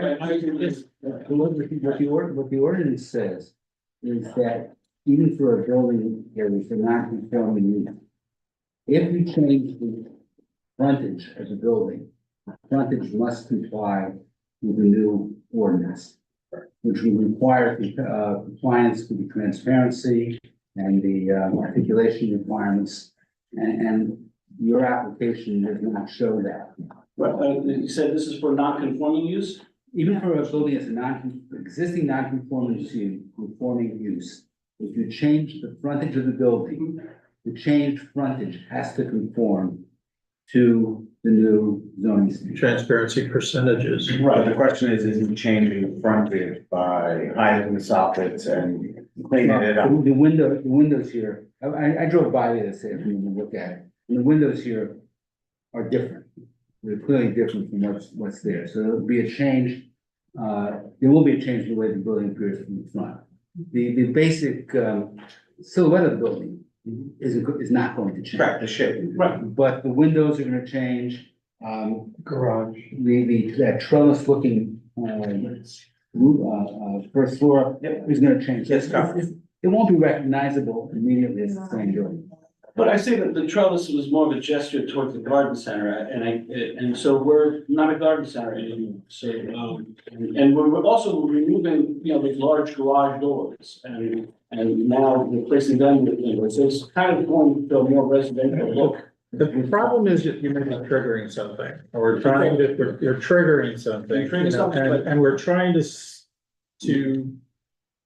get the So best, you don't trigger. to make Well, sure you okay, don't. I mean, so And can so- confirm if the transparency requirement is met here, or. It may be, but it's pretty hefty, the transparency requirement, because it's assuming like a retail, establishment. Yeah. Well, as a condition of the, resolution, we would comply with the transparency. Don't say that. Don't say it.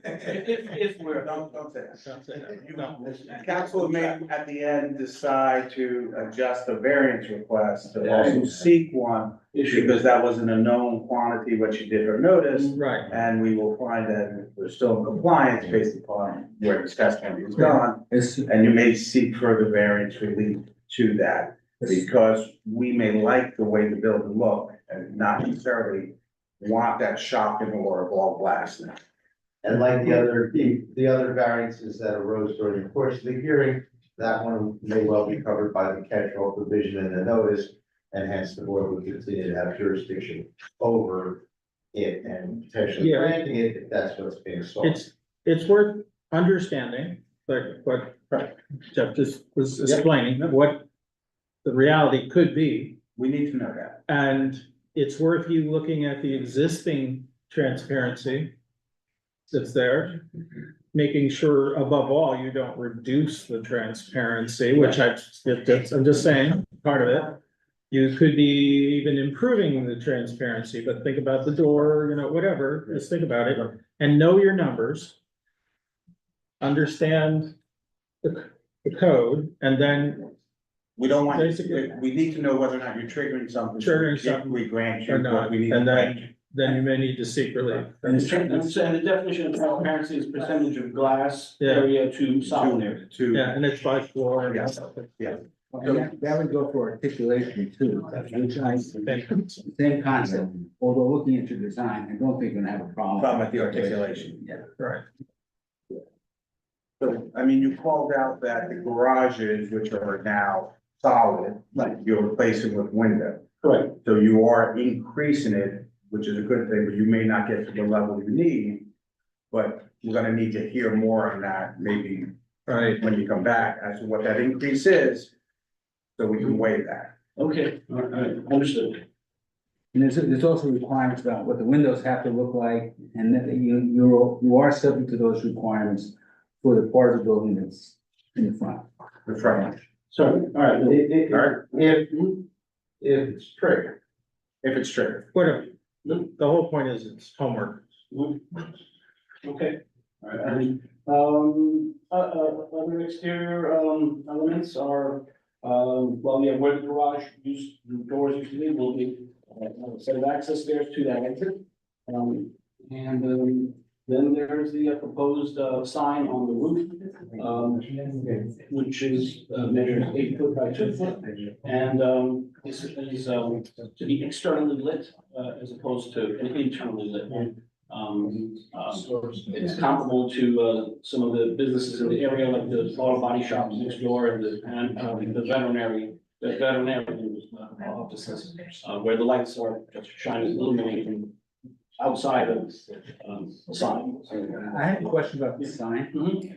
If you, it looks from your drawing that you could drop that sign down under the eave and still have room for it, then it'll become a wall sign, and I think it complies with the wall sign requirements.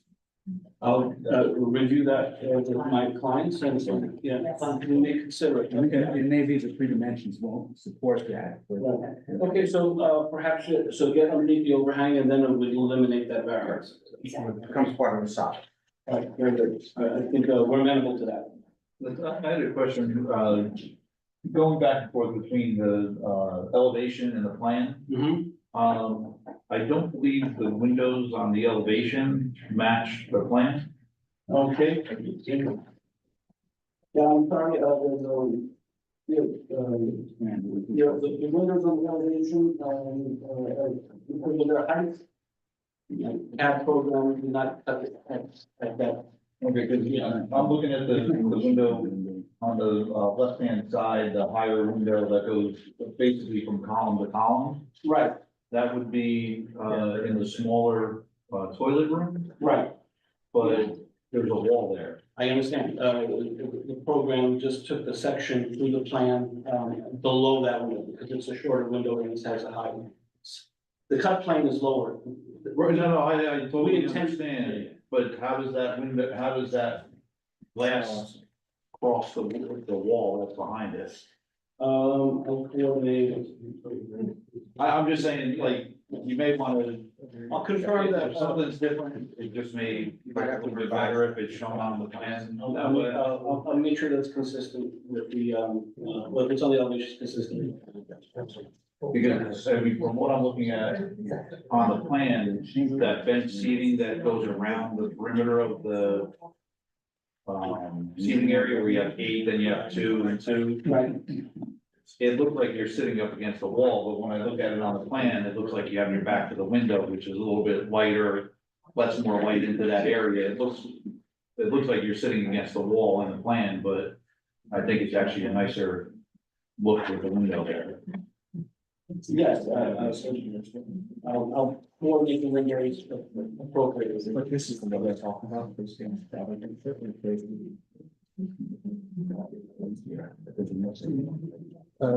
Okay. Is there a second story? You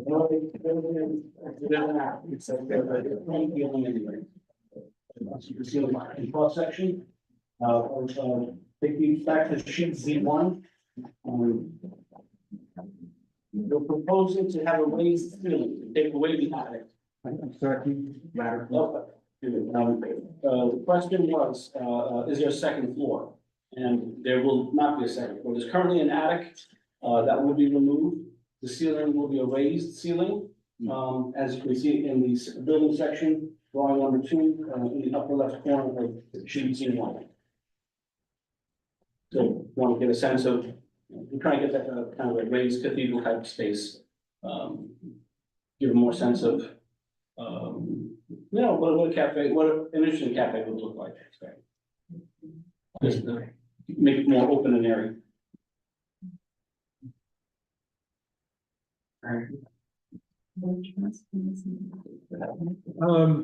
I don't know which witness it is, but can you just kind of, were there concerns about sewer connections for this property? I think it's on public. It is on, it's always been on public. It's not like, there are other lots of, you But know, the in the ones next to vicinity it further east are not. are probably, but this one was already connected. Correct. Trust me, you'd know if you were. Maybe the engineer Sewer can confirm that, still on the road. No is an okay answer if there's no issue. It's served by public utilities? Yes, well, regarding sewer, actually, the current building actually went to the old septic, so part of the project is proposing a new sewer line that connects to the public sewer in Morristown. Okay, so it is part of it. Yeah. Right, I thought that was a big surprise, I thought, so. Yeah, it was A year ago. mentioned in the review, we've been coordinating with Public Works on it, we're gonna have to propose a new line to connect. the public. Is there a gas line to the property? There's existing gas. It's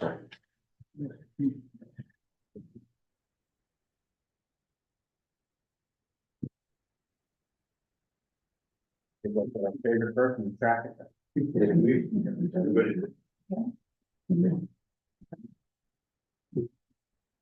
I'll be glad, I'm glad to be back. At least you know us. Thank you for coming back. John, No surprise. state your name and spell it for the record. There's John Korak, last name spelled Corak. With Stonefield Engineering and Design at 92 Park Avenue, Rutherford, New Jersey. John, can you please, take a look at your qualifications and experience? Of course, licensed professional engineer in the state of New Jersey, license is valid and in good standing. An expert in the field of traffic and transportation engineering. Been practicing for more than 10 years. I have a Bachelor of Science in Civil Engineering from the College of New Jersey. Prepared over 200 traffic studies, run development applications, and I've testified in front of this board last month. Two months ago. Except you. Thank you. Thank you, Mr. Chairman. John, did you prepare a report that was submitted in connection with the application? I did, yes. That report dated March 21, 2024. Is that correct? Correct. Please take the board through your findings and analysis. Thank you. Of course, so I'm gonna go ahead and. Our A2, our site plan rendering, back up on the board.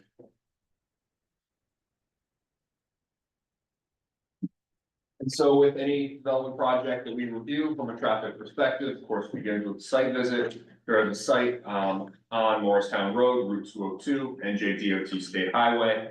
Currently has 3 curb cuts along the site frontage, and so as part of this proposal, we're reducing that down. From those 3 curb cuts to 2 curb cuts. We do have a pending major access permit with the NJDOT. Has been submitted, has been deemed complete. We are still awaiting comments. Unfortunately, they tend to take a long time with any of their reviews lately. So aside from that, this is it's a project for a modern European cafe.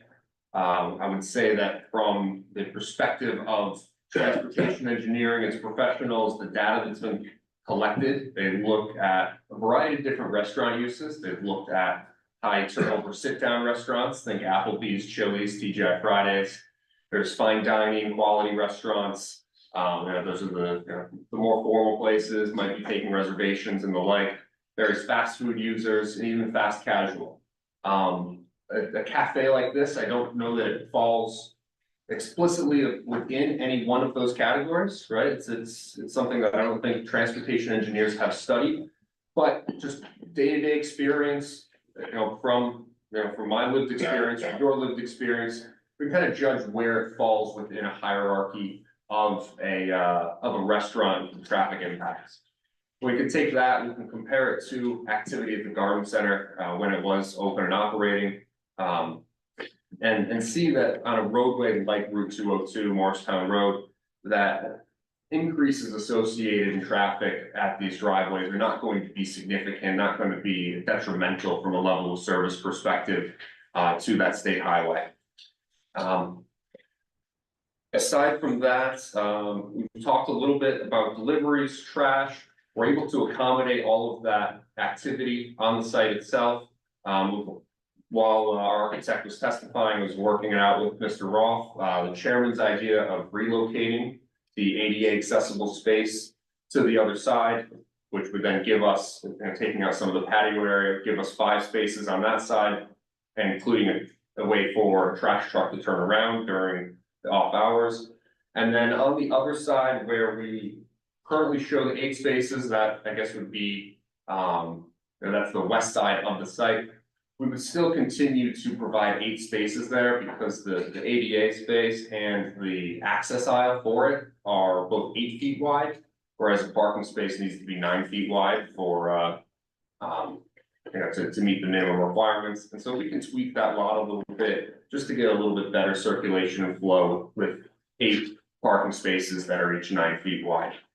So that's going to bring us to 13 spaces for the site. The parking requirement, we've touched on it already quite a bit.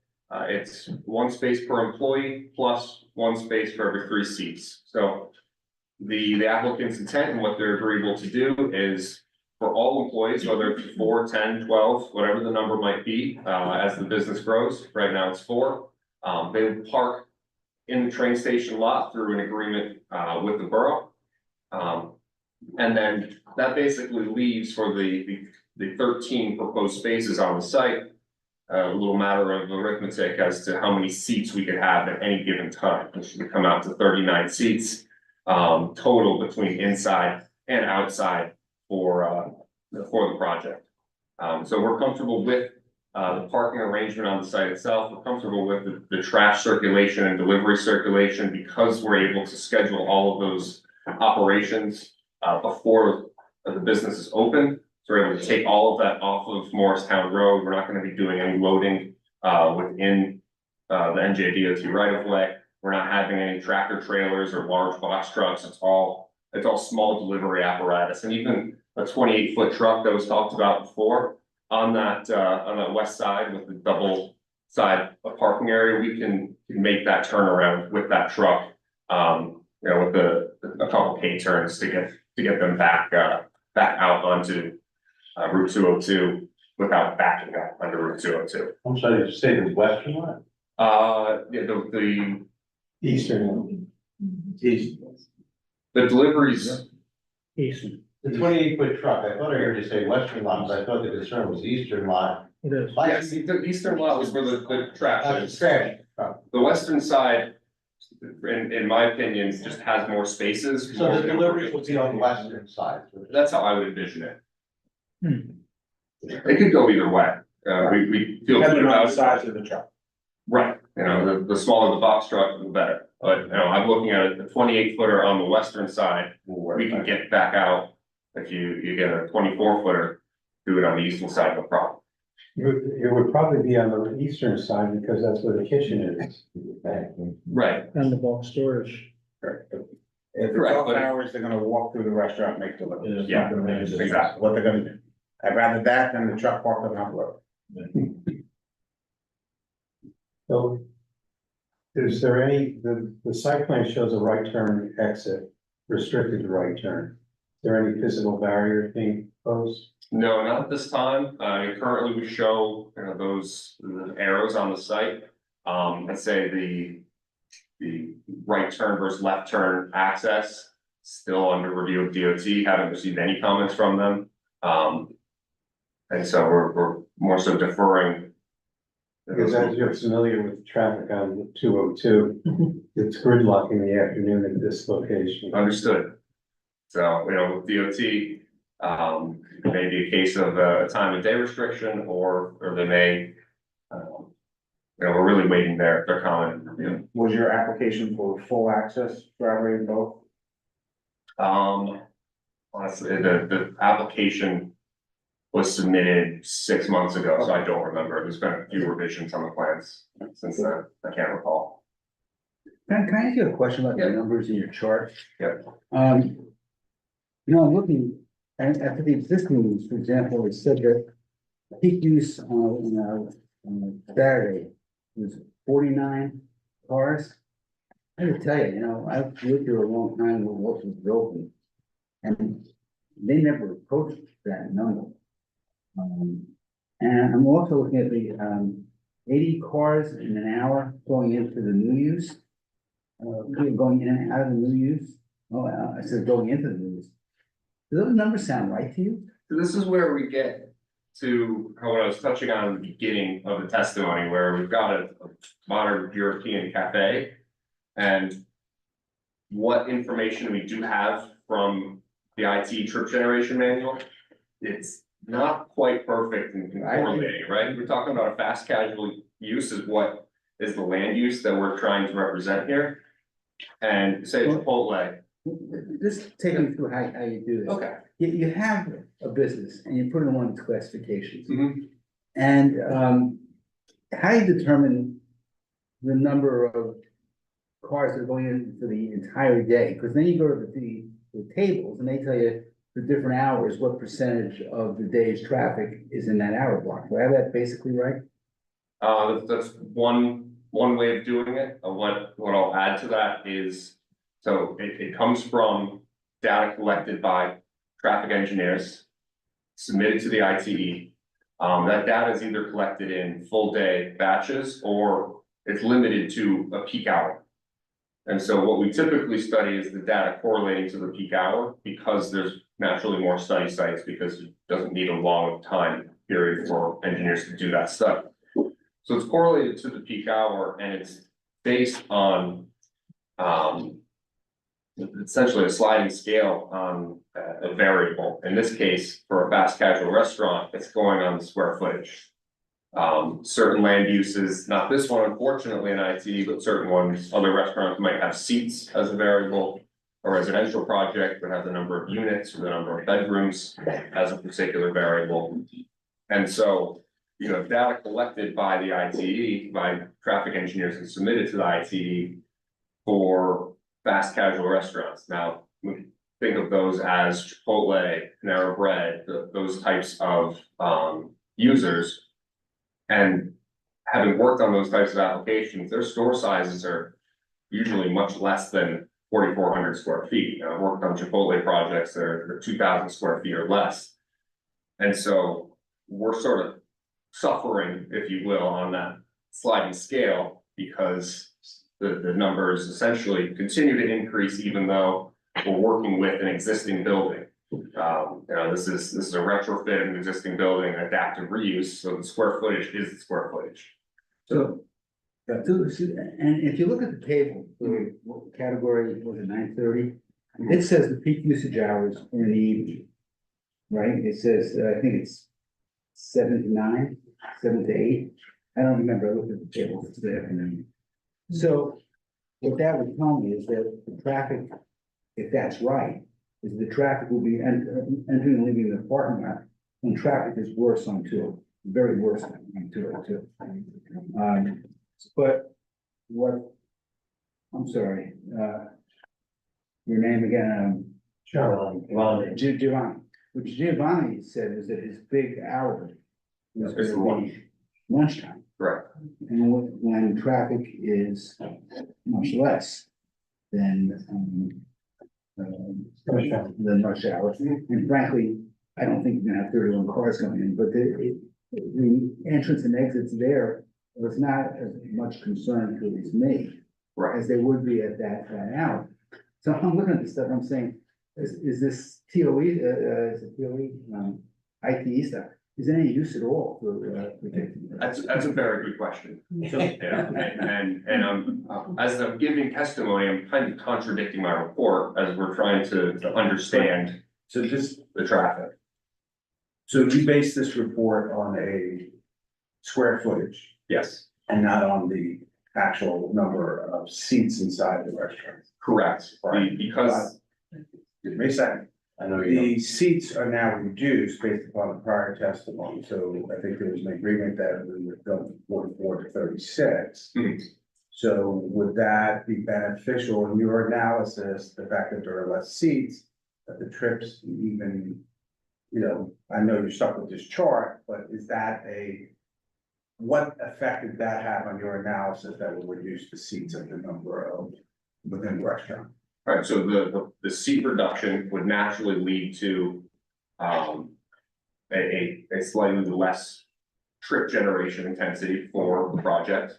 It's gonna result in a lower parking demand intensity, which is why we're looking at the C reduction in the first place, because of the parking requirements and the ordinance.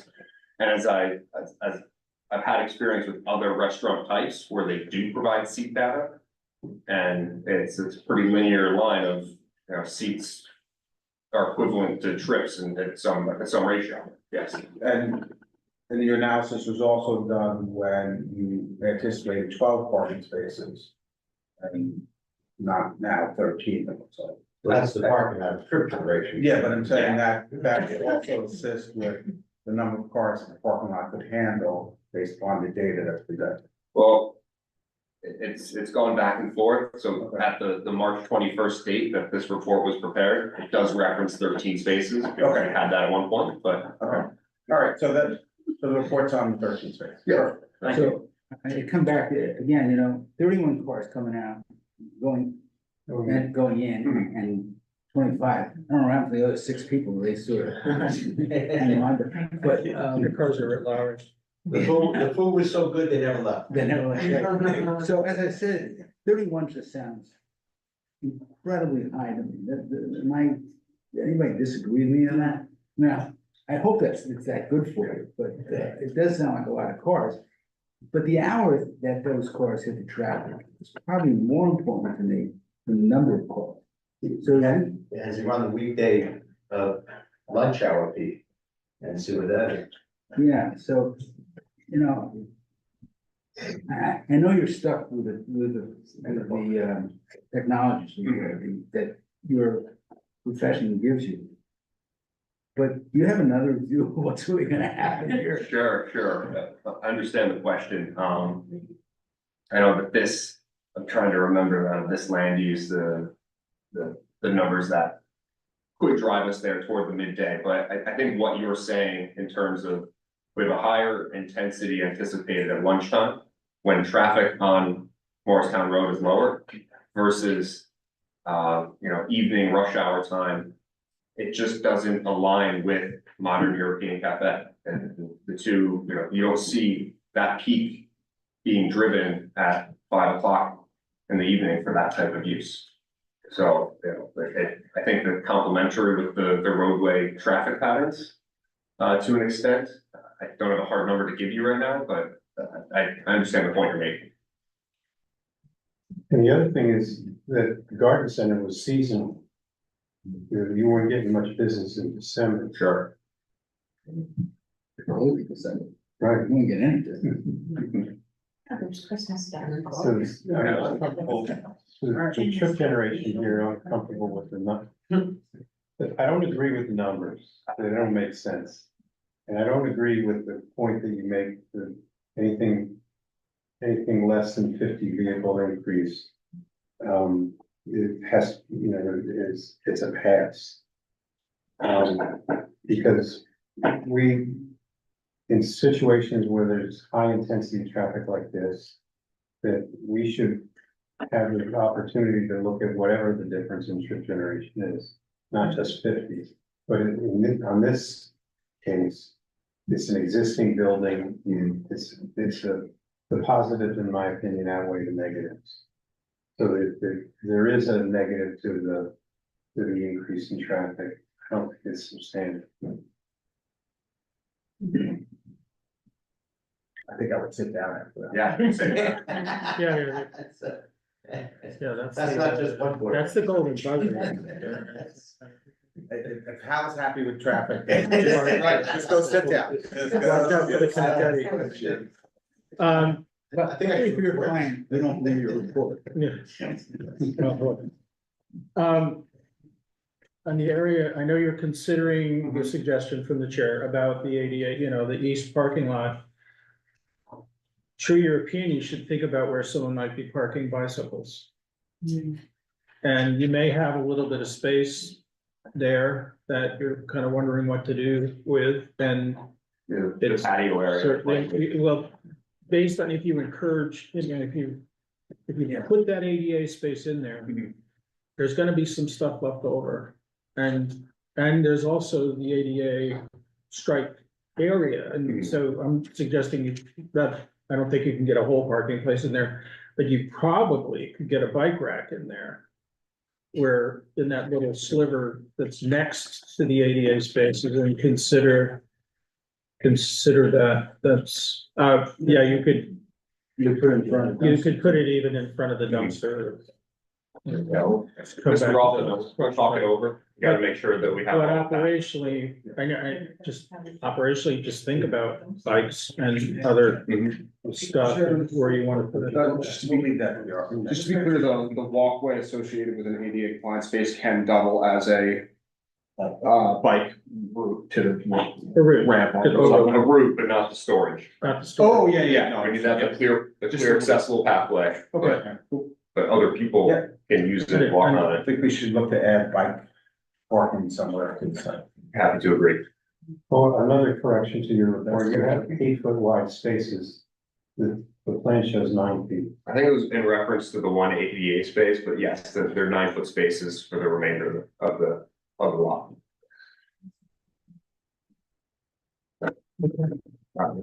Any good? We have to go. We're good, right? Yes, I think she's got. Actually, Mr. Chairman, we've had some excellent feedback from the board members this evening. I think we have some homework to do. I would like us to conclude with traffic this evening and return at a future date. We have some plan revisions that were discussed tonight, the ADA space, Signs. the sign. Transparency, check it out. Transparency ordinance, we, I think, eliminated 2 variances tonight, but definitely with regard to plan revisions. We need some time to regroup and then come back, and at that time, the applicant will address their plan revisions. And we would prefer to then conclude the planning testimony at that future date. Right, but I want to give the public, since you have your witnesses all Absolutely. here. I want to give the public, now's. And you sort of summarize, but you summarize later too. Anyone from the public who has questions of any of these witnesses or anything about this application, come down and give us your name and. No questions? Great, good job then. And so then, I can ask for comments now. Well, the discretion of the chair, but it appears as if we'll be back with further testimony, potential revisions, and the planner's testimony. Right, So even But if the we public do might have have good public comment ideas. now, we should of course have it at the very. again, yeah. Again, So if but there's when we any, need it now or not, it's up to the it's chair. just because a comment is a suggestion in sheep's clothing, right? We can't hurt. So if there's anyone from the public that has a comment about this application, you can come down, be sworn, and we'll take your comment. None? Okay, good. That was easy. So, you did sort of just summarize if there's anything else you want to add. Sorry, any more questions? How much time did you think you needed to make? that revision? Well, I actually typically defer to our professionals. How long do we need, gentlemen, to get plan revisions back into the board? When's the next meeting?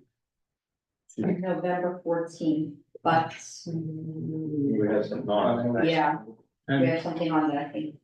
and are there lead times that they, like, there's no further notice, but is there anything they have to have documents in by a certain time? That's really up to the board professionals. You know what I mean? It's like, well, yeah, it's actually. Usually there's 20 years, if I'm not mistaken. There's a meeting on December 12th, That might be. so to meet your revision, so we can put those up so that they can be online.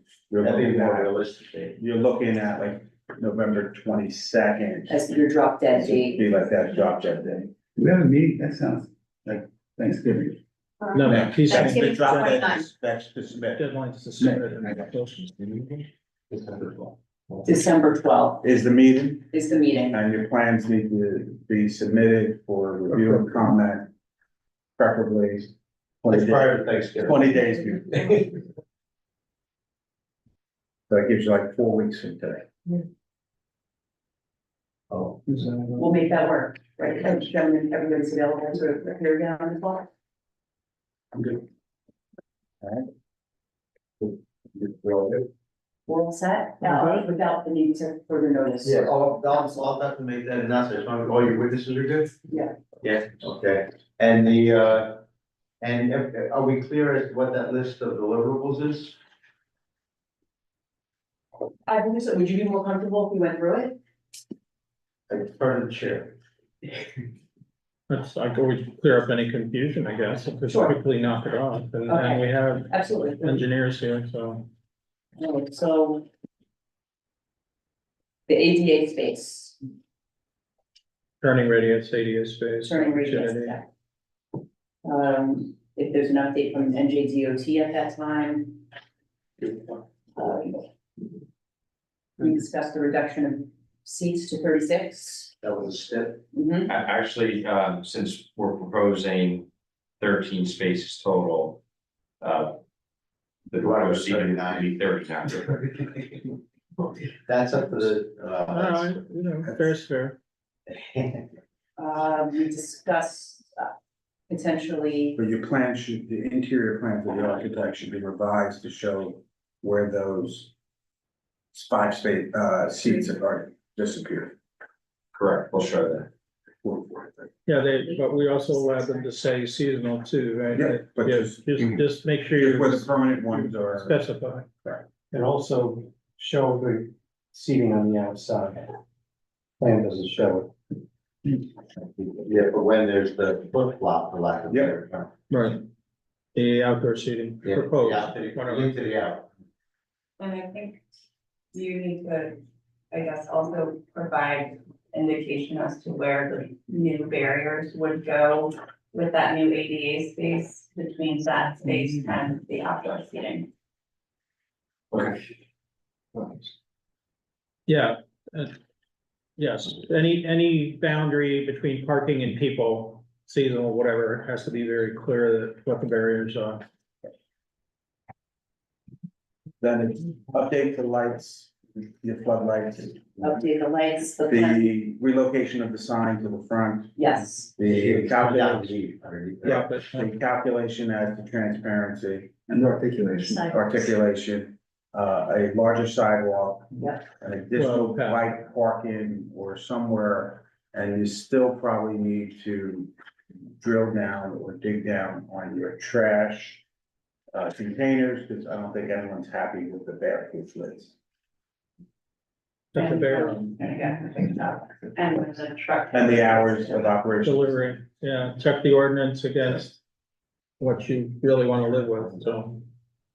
And you also, your plan was missing the dry well from the parking lot into the dry well, whatever, apparently that wasn't on the original plan. Couple of the initial comments that they already agreed. I think, Show the bikes. two other things were communication and entry transit.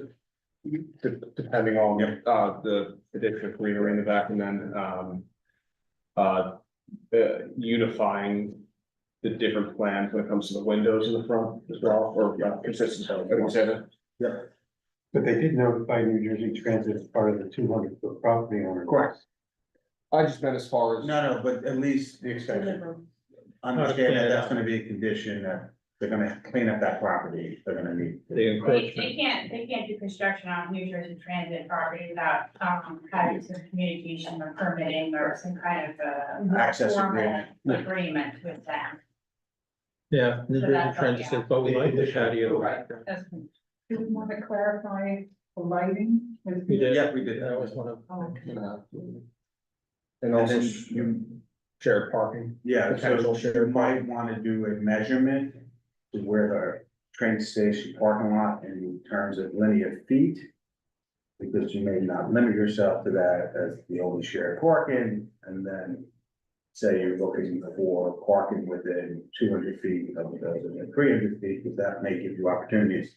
Office building across the street, or things of that nature, where it's more. Or look at the library parking. Correct. No, Mhm. no, Whether it's parking, Yeah. give yourself a range Putting more pressure on the public. instead of calling out just the train station. I feel like there's an agreement between the veteran area and two parking down at the office. Yeah. Building. So, but Yeah. as long as it's within that radius of linear feet, then we're not gonna care. But it may give your client a little bit more options of where to find it. Absolutely. For operations, we didn't discuss it, but also you did briefly, but consider having a delivery to modern restaurants. They have a parking spot that's deliveries or pickup. And I just say that's where you're supposed to go. Like, any of the new ones, it's like, here's where people park to get to do pickups. Yeah. Not just saying, think about that. Operationally, is that something you'd want to do? And so. So December 12th. I guess, but what else are we missing? Anything? Did you have more on your list? Did you No. catch everything? Anything from your witnesses that they've given you everything that they think they're supposed to? The only other comment that hopefully we'll look into between now and then is, I think it was your comment, Mr. Chairman, with regard to, weatherproofing the door. entrance, yeah, the Yeah. vestibule, I think, or And we'll take a look Yeah, into you something. have an overhang when you walk in, because it's received, so maybe it drops the air curtain on the outside. Yeah, that was the only other comment.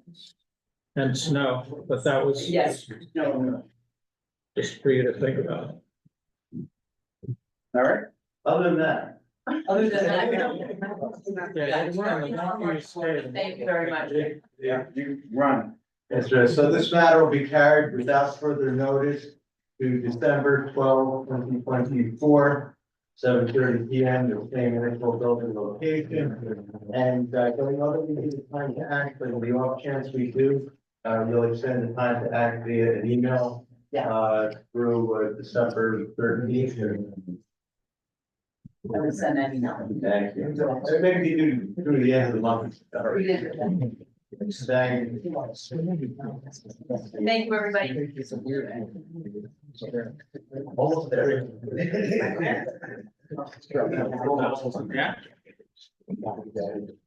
Okay,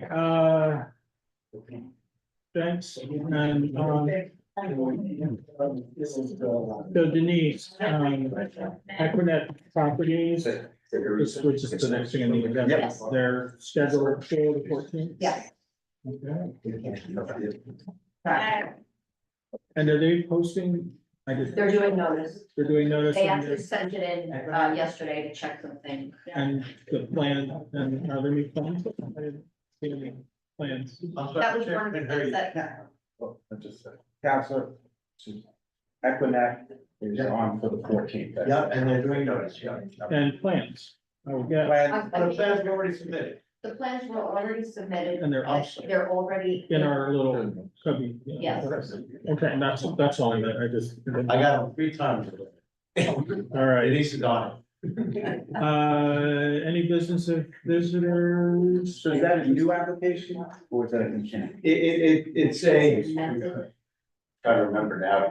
Well, they're amending the original application because they actually reduced the number of meetings from 8 to 6. I have to double check if we did it as revised. There's no reason because of the time and the matter. Yeah. No, it's just an important point, so everyone understands. So. It has the same name on it, SP No.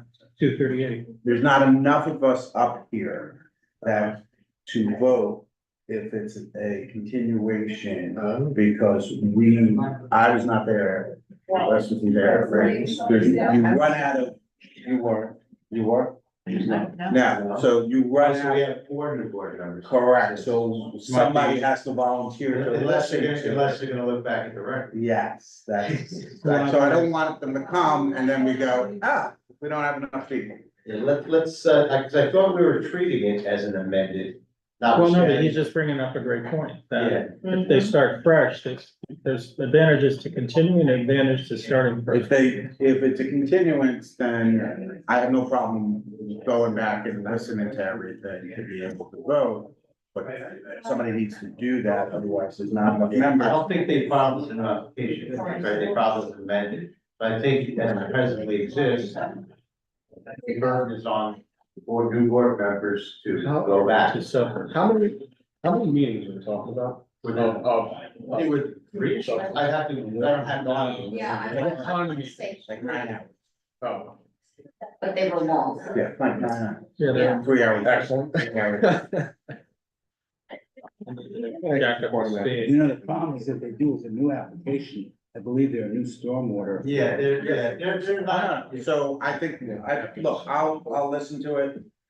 I'd rather be up to speed and. It's good to have consciously discussed it and to come to. Yeah, so I think the three of us have said we will do our best. Well, no, thank you for highlighting that fact so that the board members are aware of the circumstance. Right, and plus, it's not necessarily fair to the applicant if they're limited in the number of people that are able to go. No, it is amended and, All right, And I think it takes. We appreciate the me board as going the back. to do it too. but you will need to just, if you could tee up exactly what they Yeah, need to do, then. Yep. And while all that information, of course, is important, I appreciate that you've been looking at it, you understand that the revised plans obviously are different. Correct. And my understanding is it is a scale down. I Yes, have looked at the. yes, scale. yes, it is scaled down. So, but we won't talk about it anymore. Okay. No business of visitors, right? You're all good? No, what? Oh, no, You can say whatever you want, but. Yeah, I was listening to find I'm sorry, no, you think you have to come down. You have- talk about anything that does happen. Oh, we're not the application. Now, Yeah, no, so I wish I had spoken up, but it was not, you you get another chance on the 12th. covered it, yes, I'll come back. All right, Yeah, that's what we're trying to give you both the opportunity tonight, I didn't get it later. Yeah, well, was reading one side of relief and then forgot about the other thing, but then you kind of covered it, so it's all right, I'll do it in comments. okay. Or questioning witnesses when it comes out. Yeah. No executive session, correct? No executive session this evening, so.